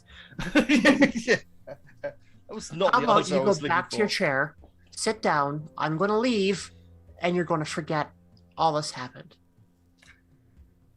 I am going to overturn the table onto her and push the stew or drink or whatever she had on her and kind of like try and pin her down with as much of my non-strength as I can to kind of like go, it's her, screaming at everyone in the way station. Yeah, so at this point now, Barilla and Tobold are hearing Falco from the corner of the room. It's her. Mm. So, do we have grapple in this? Because I feel like grapple would be kind of...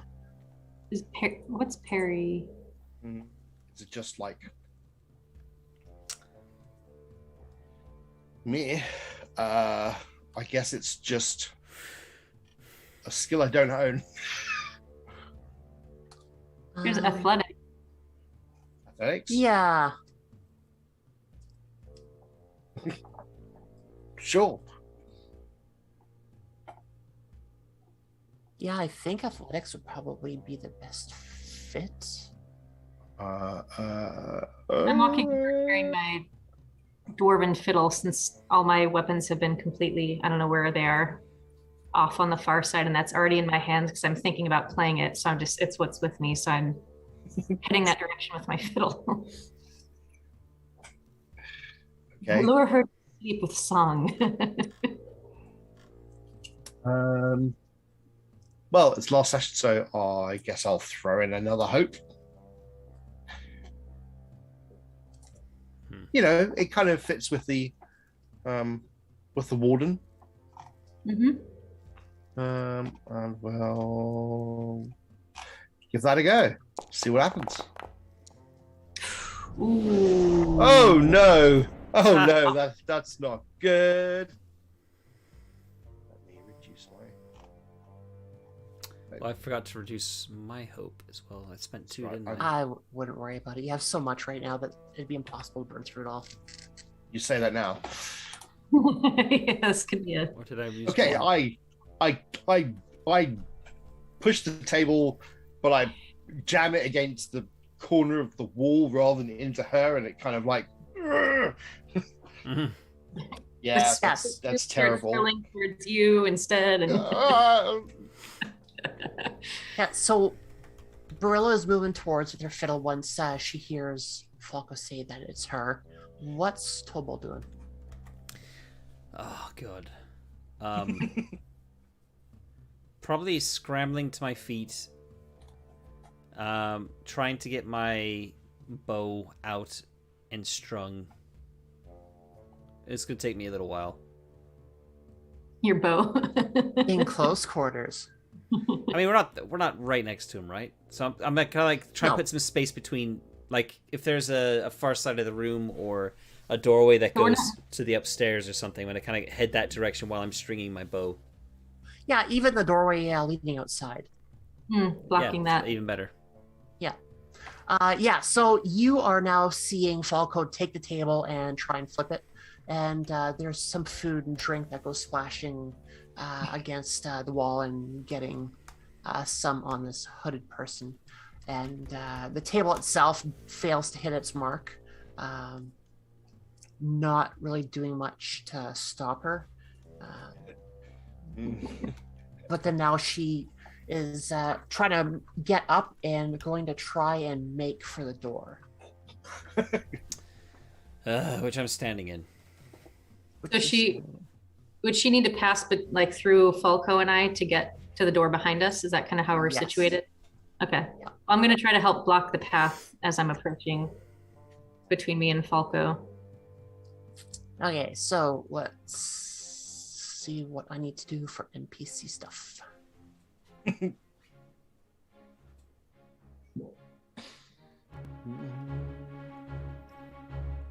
All right, so yeah, Okay. she gets up and you see her take her cudgel out of her belt. She has a big stick and she's not afraid to use it. So I guess this leads into combat.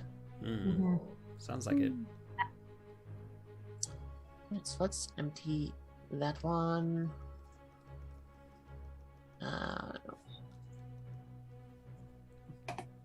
On the plus side, there's only one of them. Yes.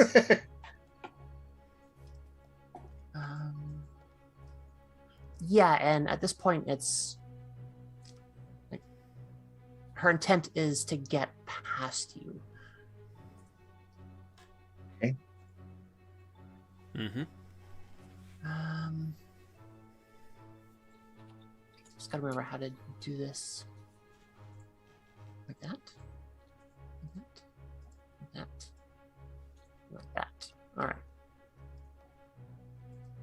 I think my strategy, since I only have a fiddle, since I wasn't really thinking, is that I'm realizing I can't stop her very well by hitting any part of her body with a fiddle, except maybe in the face, which is not the easiest target, but I'm going to be aiming to smack her in the face as she's trying to get by with the back of my fiddle, hoping I have enough money. Ears, Barilla, go for the ears. Mm-hmm. Yeah. Guess it's a long way out for the ears. Right, Yeah. Oh, yeah. so, Can I reach her head actually with the fiddle? I don't know how much taller she is. like she's on the smaller side for humans. Okay. So a bit of a jump and a swing. So Yeah.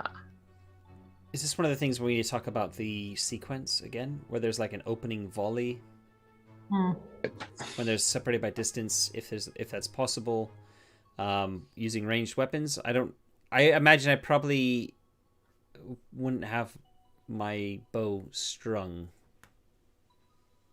by the time combat starts, right? I probably just get into the doorway. I mean, worst case, you could always grab the axe that Falco left behind.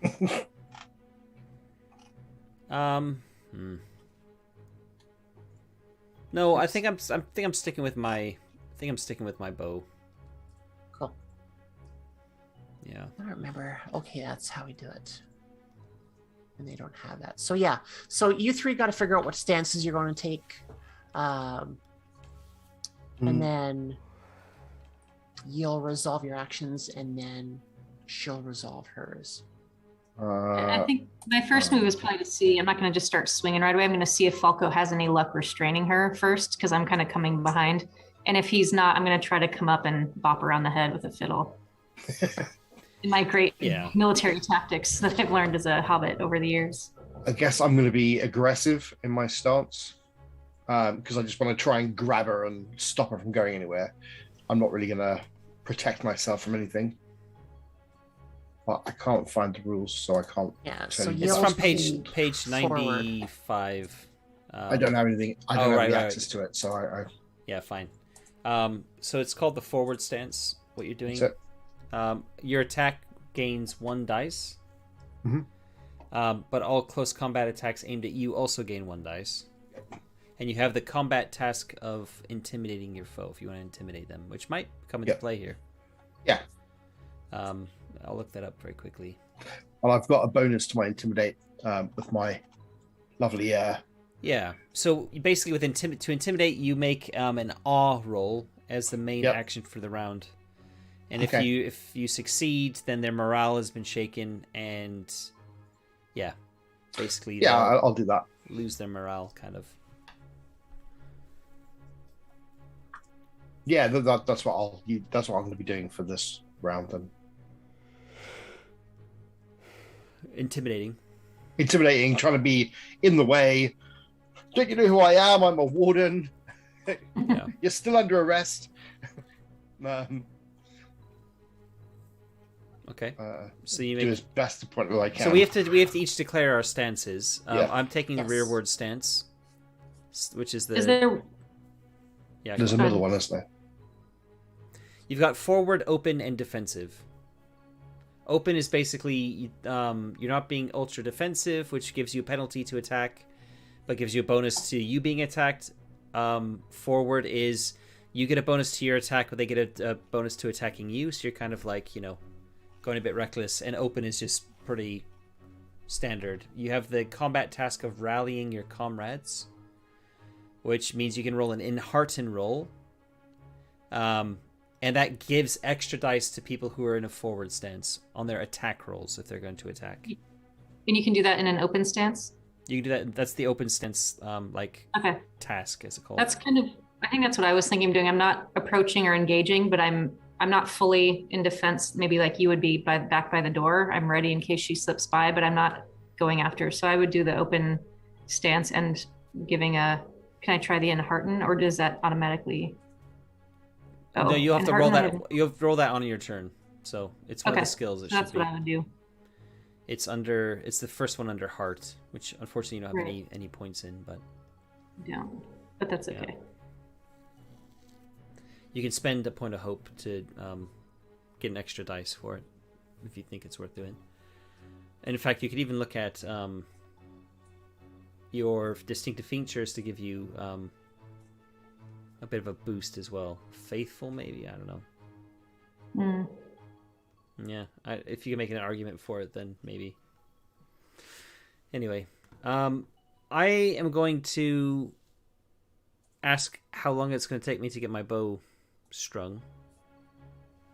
I would say let's say one round, because this isn't the first time you've done it.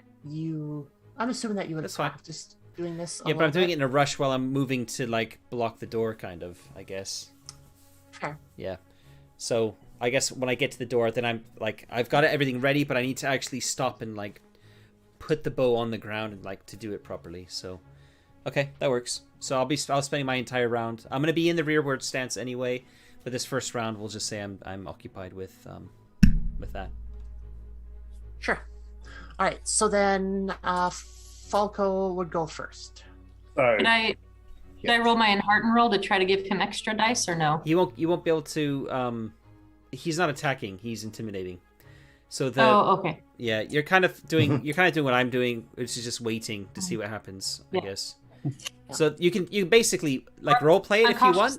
You can role play it if you want, but you there's no point in rolling because he's not gonna be able to do anything with it. Yeah, actually, I'm curious how that would work, because you have your stances, and each stance kind of takes place at its own speed. Mhm. But when you want to do something like that to affect someone else, do you have to wait until your turn, or is there a way to kind of switch around the attack order? Do we not go first and then they go? Was that it? Sorry, say Or that do again? we go via the? I can't remember if we went via the stances, or do the PCs go It first, says then NPCs? I think it's all the. I think the PCs always go first. Yes. Yeah. But it's the action resolution is forward, open, defensive, rearward. Okay. Rearward. So you Okay. kind of like, yeah, you would have to Okay. act before Yeah. Barilla. Right. So okay. Barilla could theoretically do it anyway after you've done this first one, so it'll affect you on the next round Yeah, that makes Yes. sense. if you're going to attack. Yeah. Yeah, and that would make sense because then me Yeah. trying to go, "Oi, stop it," isn't going to work. So then I have to like do something Yeah. to fight instead. Okay. Yep. Okay. I'm gonna still try my ore. Let's have a look.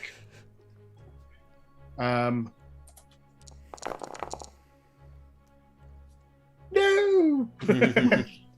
Please don't do that.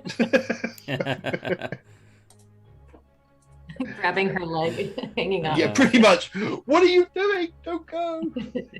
Yeah. You try and intimidate her, but Yeah, intimidating her- Longshanks isn't the same as hobbits. yeah, her will to escape is stronger. It's like she has no respect for the badge. None whatsoever. No. All right. So now it is Barilla. So, do I want to roll a? Because this is the turn where I'm waiting, right? Because I do want to act once she starts passing by or as I'm getting closer. But do I need to wait to do that till my next turn?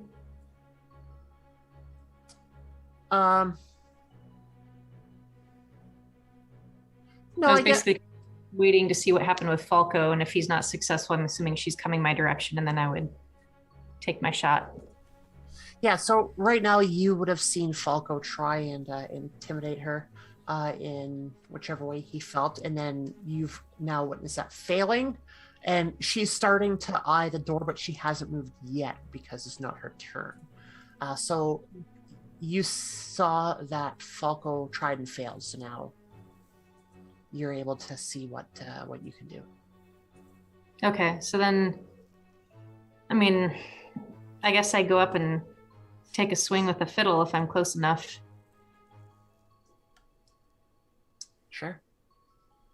I don't know what I'm. Where's that fit- was- I'm just kidding. Is that just strength or down here? Or would I do it like one of the weapons I don't have if I click on like spear because I don't have a spear? I think it would be somewhat similar to, I mean, like swinging a sword or something. Yeah, but just the damage would be less. Yeah, like and Yeah. that's another question to have is, are you looking at maiming or killing her, or are you looking at hindering to be able to arrest? I think hindering. So then everything we would be considering as non-lethal, Yeah.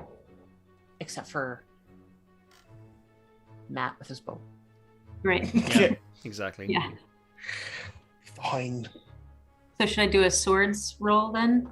Yeah, let's do that. Then we'll look at the damage. Yeah, we'll consider the damage kind of the same, like a blunt. I'm assuming a dwarven made fiddle's probably pretty dense. Hmm. Can I do a hope die? Yeah. Click on that. Okay, there. All right, here we go.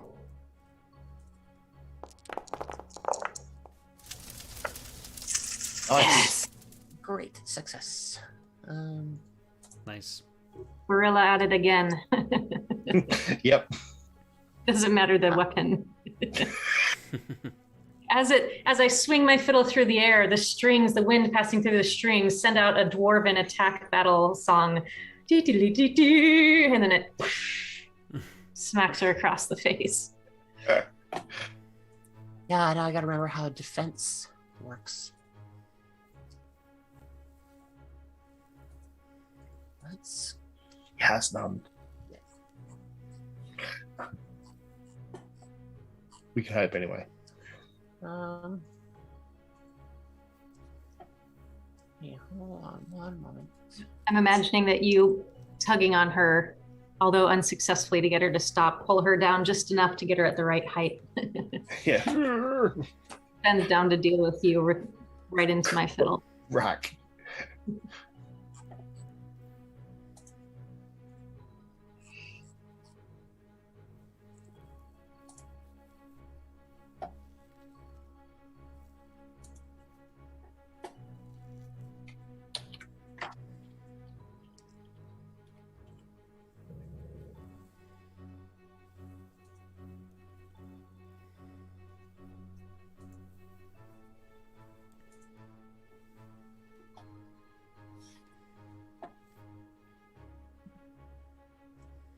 Sorry, just one moment. Mm-hmm.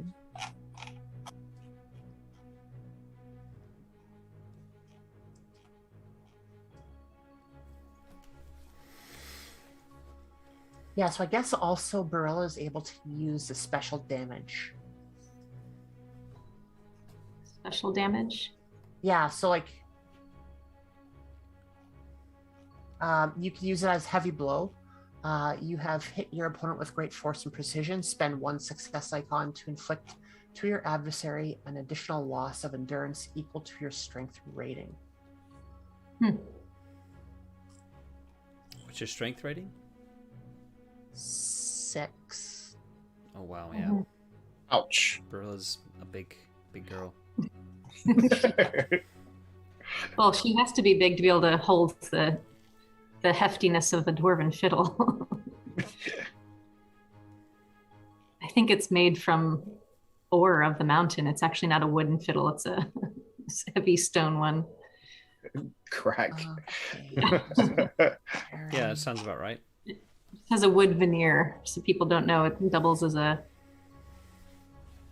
weapon.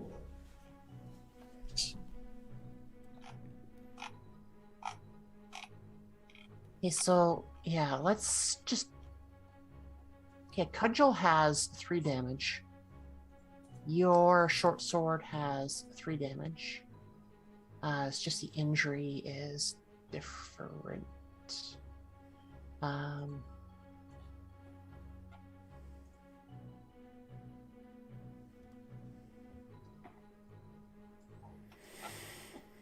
I think we went through this the first time too when it comes to like armor and stuff like that. Because like we could have had like the roller kind of play some of that out on its own, but we did not. So a successful attack roll inflicts damage in the form of an endurance loss based on the weapon used and may inflict additional special damage types based on the degree of successes. Finally, attacks may cause more long-standing injuries if a piercing below is scored. I mean, I think it's easy to just say, like, unarmed, using an improvised weapon doesn't have an injury stat. It can't cause serious injury, right? Fair. And damage, unarmed is 1, dagger is 2, cudgel is 3. Let's just go with a 2 then. It's more than unarmed, but it's not as much as an actual cudgel. Sure. Because it's probably unwieldy and everything. Yeah? Yeah, and then if she uses her 1 success to go into heavy blow, then that would be an additional 6 endurance damage. Okay. Yeah. Yeah. By the way, there's rules for brawling on page 67. But yeah. Anyway. Cool. Let's take a quick look at that, because that might work. It's finally come up. So it says, adventurers who leave behind their trusted weapons may find themselves forced to fight unarmed. Player heroes performing an attack while unarmed or using a dagger, club, or improvised weapon roll a number of dice equal to their highest combat proficiency, but suffer a disadvantage. They lose 1 dice. So in that case, you would roll. Did I re-roll? I wouldn't bother, because your highest proficiency is bows. 2. Subtract 1 from that, Oh, you got swords. okay. Gotcha. Yeah. Yeah, so we'll just say that she has taken 9 points of endurance damage. So she's down with 3. So how does that play into things? Is that like half they try and run or something, or? Ooh, I've not looked at the lore master section. We're not allowed.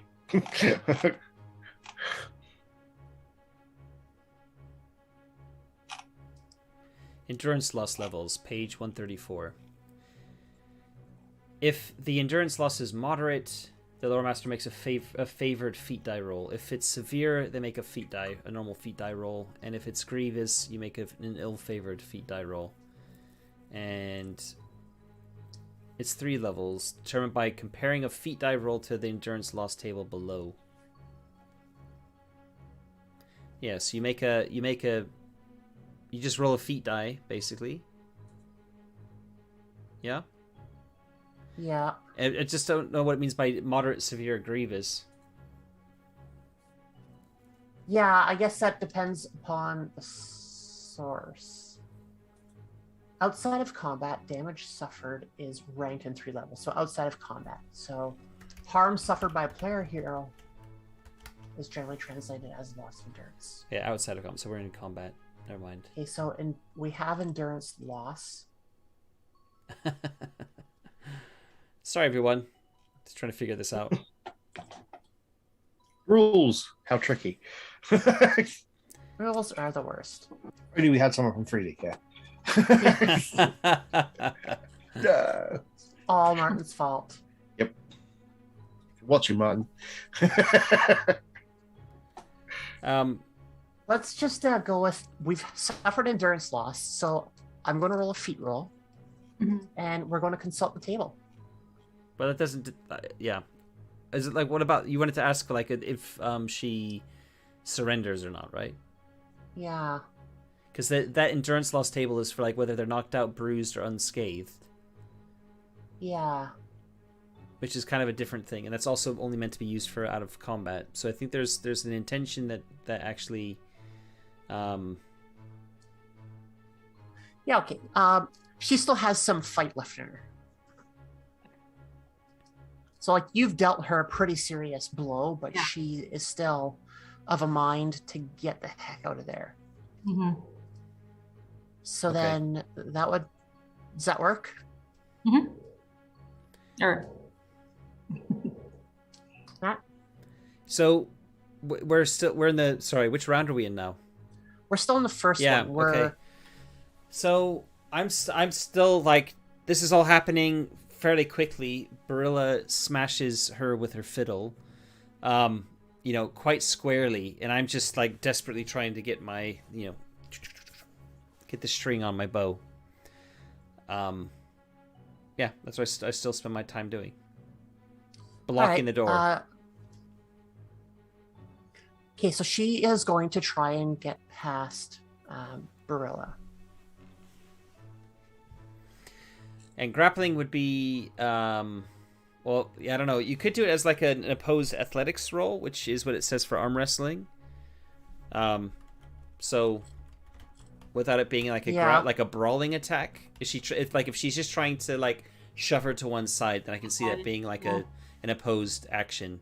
Whereas if she's actually trying to stand there and injure Barilla, that's where you would do like an actual brawling attack. I would suggest maybe. mm-hmm. Like an opposed athletics? Yeah, I think so. But then, how do I do that on the NPC side of things? It's their Might. what's it called? Their attribute level? Yeah, so that's... Is there any way to roll that automatically?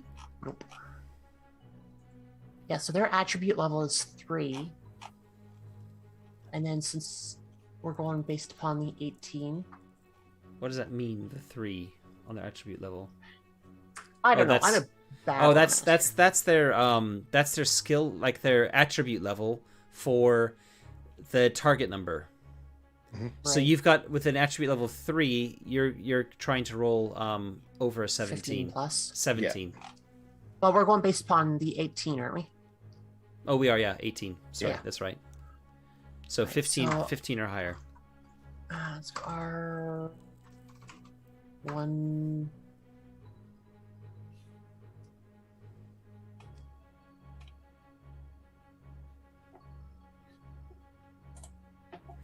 And I don't know if you get any extra dice or anything. It depends on their I don't know.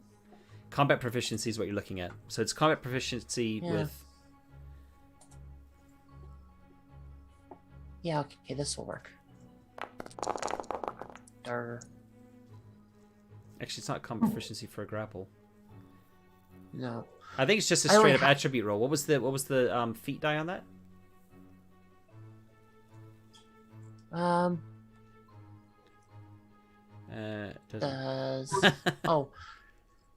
Feat die is a 4. Oh yeah. That seems a bit odd. I mean, you'd have to get the Eye of Sauron to. I don't know. It's a bit of a weird one because we haven't got NPCs don't have normal stats. They have simplified stats. Let's try to find an NPC in here that would have, like, say, unarmed or something.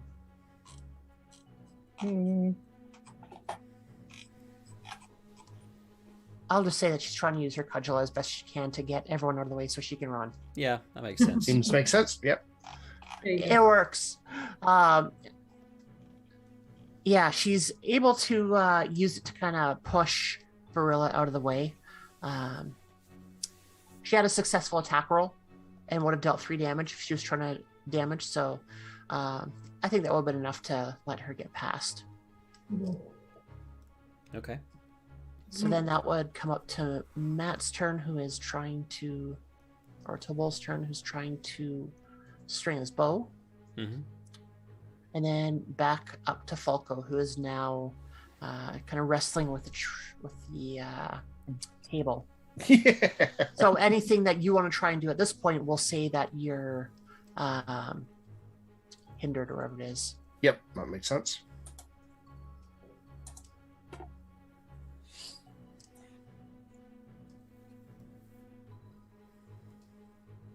Yeah, so you take your worst.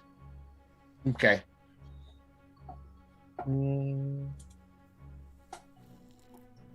So I take my worst. Now, what are you trying to do? Well, I've tried to aura, that doesn't work. I'm pretty much gonna throw myself at her foot and hang on. By the way, for each round we declare a new stance as well, right? Yes. Yeah. So who's doing? You're going. It sounds like you're going forward again. Ed, I'm going forward again, straight in. I'm gonna try and Amber, grab her around the. Yeah.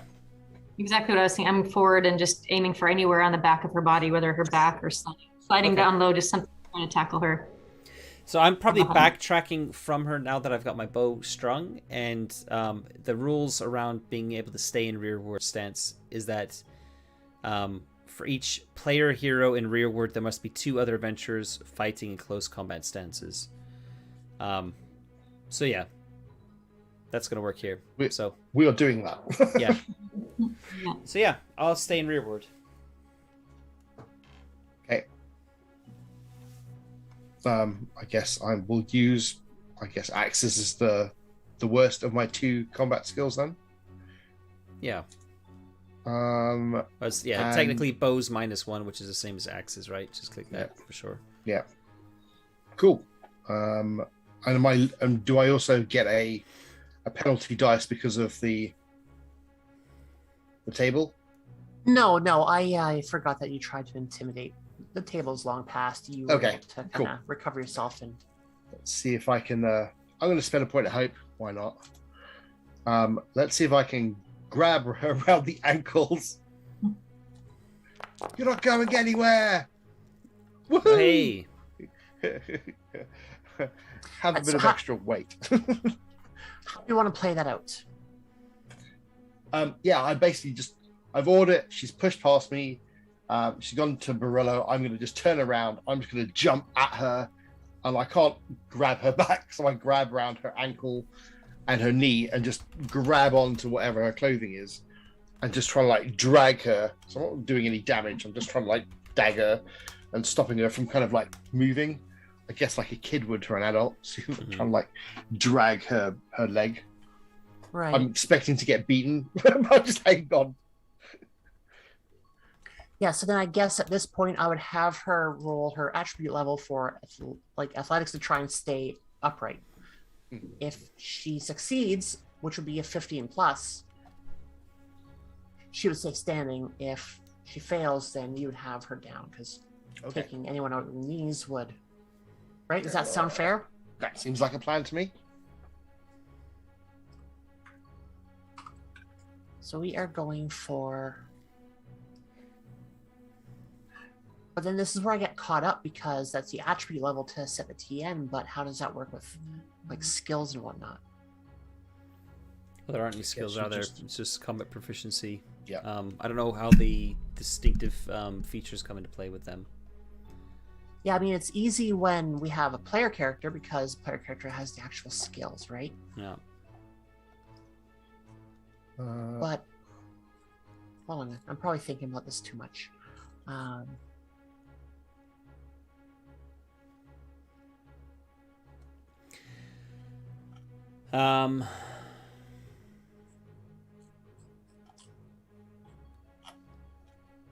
mean, from what I can see, It looks like you can spend hate or resolve to gain extra die. Yeah. I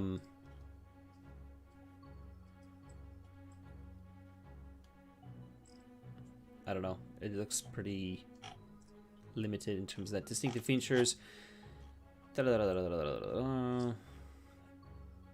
it's only the distinctive features, it says, are really just to give you an extra level of depth to the description of the adversaries by giving them one or two distinctive features.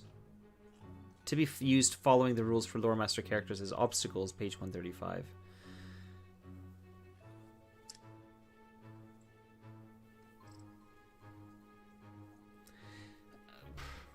yeah, I think that's what you do. You use resolve, or you spend a point of however many points they've got to do that.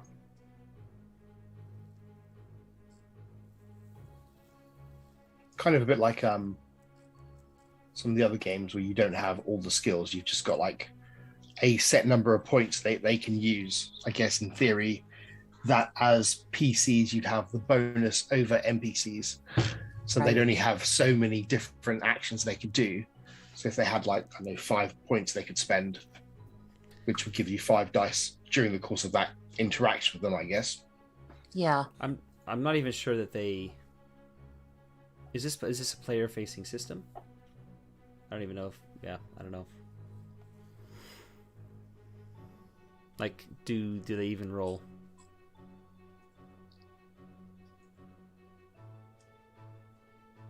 I think they do. Yeah, that's a good question.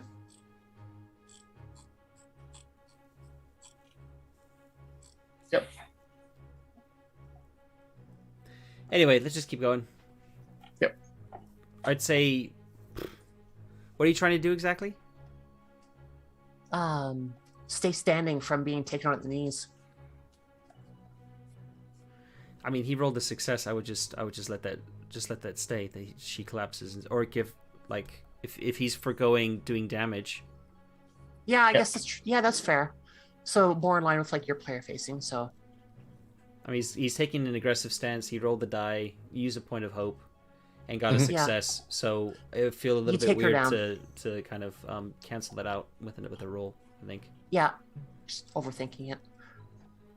Yeah, so you take her down at knees. Oh, hey, yeah. And thump. You're under arrest still. I'm running Get right off behind, me!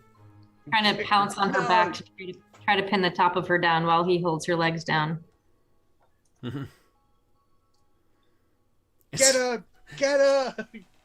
It's like an adult having a bunch of kids jump on their back. Yeah. After having been smashed about the head with a fiddle, Yeah. of course. Yeah. And then I'll have my bow strung by this point after Barilla's jumped on her, and I'll kind of draw an arrow and kind of point it. And I'm gonna just basically keep pointing just in case we need it. I have an action or a task I can use, which is to take aim, I think it was called.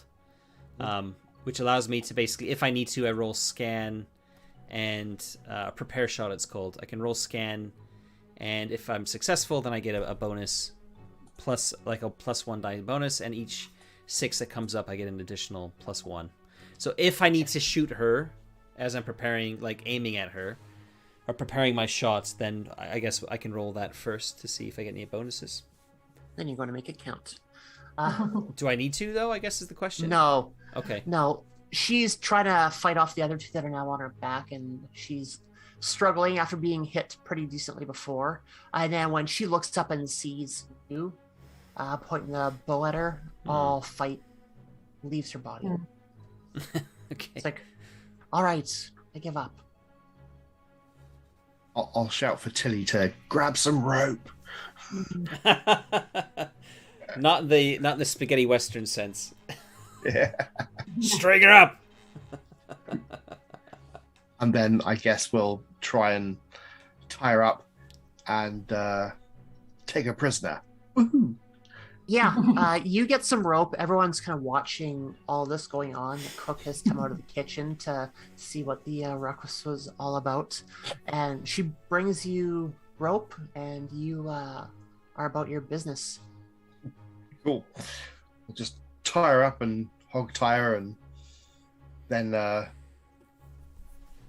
figure that we'll have to get someone to go and run to Oak Barton in the morning. Yeah, that kind of wraps all that up. Everything else would go according to plan, whatever that plan may be. The fight's left her. She's kind of not tending her wounds, but feeling them at the very least. So now you have the location of where her compatriots are, as well as the leader of the band. Cool. There's a nice cherry on the cake there. Yeah. And in fact, I might have a nice cake just to celebrate that we caught her. On the house. Nice. Excellent. Just after you've put the table right. Yeah. Yes. Yeah. Awfully sorry. I'm awfully sorry. Yeah, but where is that free cake? Cool. Just wait till Odo finds out about this. No. Hey, no one was murdered this time. I should No. say killed. Fortunately, it wasn't a sword. It was just a fiddle. Yeah. A strong fiddle. Yeah. Cool. Cool. Yeah, so that is our mini campaign of the One Ring, second edition from Free League. I like it a lot. Yeah, it's different. Yeah, There's I mean, it takes some getting used to. I think every time, because we're only playing every 2 weeks and we're not really like studying the rules in between. I think because we're all busy, unfortunately. And this isn't like pre-recorded, so we're not like going one episode after the other. It does mean that there's a little bit of getting back into the One Ring headspace. Yeah. Just as if we were at a table. Yeah. And this has been 3 weeks actually, hasn't it, since the past episode? Yes. It So has, even longer. Yeah, so it's just, I think, if you're running a regular campaign of this and you're not really running anything in between, or you're not, like me, designing other games in between, then you'd probably get into it fairly quickly. But, as you saw, as you would have seen, there's, like, various things where you're just not sure. The rules, like, aren't... Yeah, it's not a tradition. It's not like a super traditional game. It's also not, like, rules light, so you've got to kind of really look at what the intention is and how the various systems play into each other. And for the lore masters, from the lore master side, I guess, Charlotte, we kind of saw that it's like the people on the stream can't see it, but the stat block is very, very... In fact, I can probably show it here. Give me a second. Yeah. One thing as well is we started off with the alpha rules with the starter set, and then we switched over to like the core rules. So there's some change in there. There was a bit of a scope creep on what we're actually looking at. Yeah. So that added into it as well. Yeah. But yeah, I'm looking forward to running this more. Me too. I look forward to it. So if I jump, through the starter set. I'm going to quickly jump to the lore master section here, and just to show like a we'll go here to the evil men section, because I guess you were using the stats for a ruffian chief, right? I think so. So that's this one over here, the ruffian chief, and as you can see here, we've got, like, there's some descriptors here: ruthless and secretive, There's an attribute level of 3. Then you've got the endurance, which is like their health, their might, resolve, parry, armor, combat proficiencies, and their fell abilities, and that's basically it. So trying to use them to do some sort of like skill-based challenges, you can't really do it very easily. Yeah, it is what it is. So I guess like if anyone kind of has any advice for how you would do some of these lore master facing things, or even a page reference or something, feel free to drop it in the comments. Love to hear about that. Or if you think maybe we could have done it slightly differently, I don't know. Open to this channel again is all about like learning about the games as we're playing them, that sort of thing. So feel free to chip in with your opinions, or if we've missed a rule somewhere or something, just to kind of close that circle, close that loop. Yeah, fun times. Yeah, it was good. I'm glad I was finally able to run a game for all of you. Thank you very much, Charlotte. Yeah, thanks, Charlotte. That was fun. And again, this is the first time you've ever run a game for me, and I've been in many games with you, so that's also been fun. Yeah, and the first time we've had Amber on the stream, and is it your first game? Matt did a couple sessions with our other brother, the three of us. I think we did like 2 different appointments or sessions, but it was just kind of building the character. One of them was, I guess, what you call session 0, where you're building the character. And you've done 3 different games with me, actually.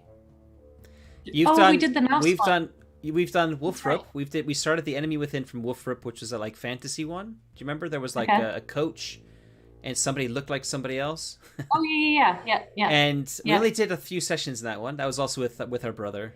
Then we did some play testing for a Victorian like steampunky game that I was writing. Industrial, yeah. But we only did 1 or 2. We only did one session, I think, maybe 2, 1 or 2 sessions of that. What one was that? And then that's something I haven't actually released. That was a prototype for Year Zero Mini, and it was called Runners. It's something I might still work on. Anyway, it's like very like steampunk, but you're playing the down and out people in London. So all the steampunk stuff is happening in the background, and you don't have access to any of that. So it's very much looking at like Dickensian London. Anyway, it was a cool mental aesthetic. Yeah, but there's like also because people are like, messing around with alchemy and stuff. They're like pouring chemicals into the Thames, and that's causing all these kind of weird things to happen that are affecting like the everyday people, like the working class people of London. So it's kind of similar to Pitchfork, I guess, where you're looking at the perspective of people like working class people, like what I would call like normal people, in the backdrop of all these other big things happening, So anyway, and then we also played. I did a one shot of a mouse game that you played in as well, Amber. So this is actually your 4th game. So you're not really a complete role playing noob. It's just you never really done a campaign, and it's always been short snippets of different games that I've been like experimenting with. Yeah, and like a year or 2 in between each. So. Oh yeah. So. Yeah. Cool. We won't take up any more of your time, everyone, and also our listeners. So thank you very much for watching. As usual, if you have any feedback, feel free to drop it in the comments. If you want to reach out on social media, you can find links in the description below. And that's us. So thanks so much. I guess in terms of plans going forward for the One Ring, the official final PDFs have gone out to all of the Kickstarter backers, which is what we've been referencing through the game as we've been playing today. The solo rules were a digital stretch goal, so they haven't been released to anyone yet. They're still work in progress. And I do have a plan to run a solo campaign of the One Ring on this channel once I've had time to see the solo rules, digest the solo rules, and then plan it out. So similar to the Forbidden Lands solo game I ran, it's probably going to be pre-recorded and lightly edited rather than streamed. That might change, I'm not sure. But that, again, probably won't be until, it's mid-November right now. It probably won't be until the new year. Again, depending on when the solo rules come out. So in terms of, like, the One Ring content on the show, that's the plan going forward. But there's probably going to be some other stuff before that happens. So, and campaign-wise, the plan is also to do a new campaign again in the new year sometime of Mutant Year Zero. possibly myself, possibly Ed running it. I don't know yet what format that's going to look like, who's going to be involved in it, etc. That's still in its still in the planning stages, kind of. So that's the stuff that's kind of coming up, and right now this is possibly the last episode in on the channel before I take a little hiatus. My wife's going to be having a baby very soon, and I need to stop focusing on role-playing stuff and focusing on the last bits getting ready for the baby. So we'll be going dark for a few weeks, I guess, months, whatever. And yeah, until you we'll come back, I guess. Yeah, I might do some solo stuff in between where I'm like half alive, half asleep, weird time of the day. I'm just like, I'm just going to stream something, and you might get some random, streams of consciousness coming from me, in like a few weeks' time. I don't know. Maybe. Why not? You could call it live streams of consciousness. Yeah, there we go. But we'll see. So thanks for watching. And again, if you want to follow along, I'll probably still be on Discord, on and off after the baby's born, so I'll be able to keep in touch with people. You can keep in touch with me that way. I'll respond to YouTube comments as well. So anyway, that's quite a long outro, I guess, but this is the last episode for a while. So thanks very much for watching, and catch you next time, I guess. Thanks, everyone. Cheers. Thank you. Thank you. Bye.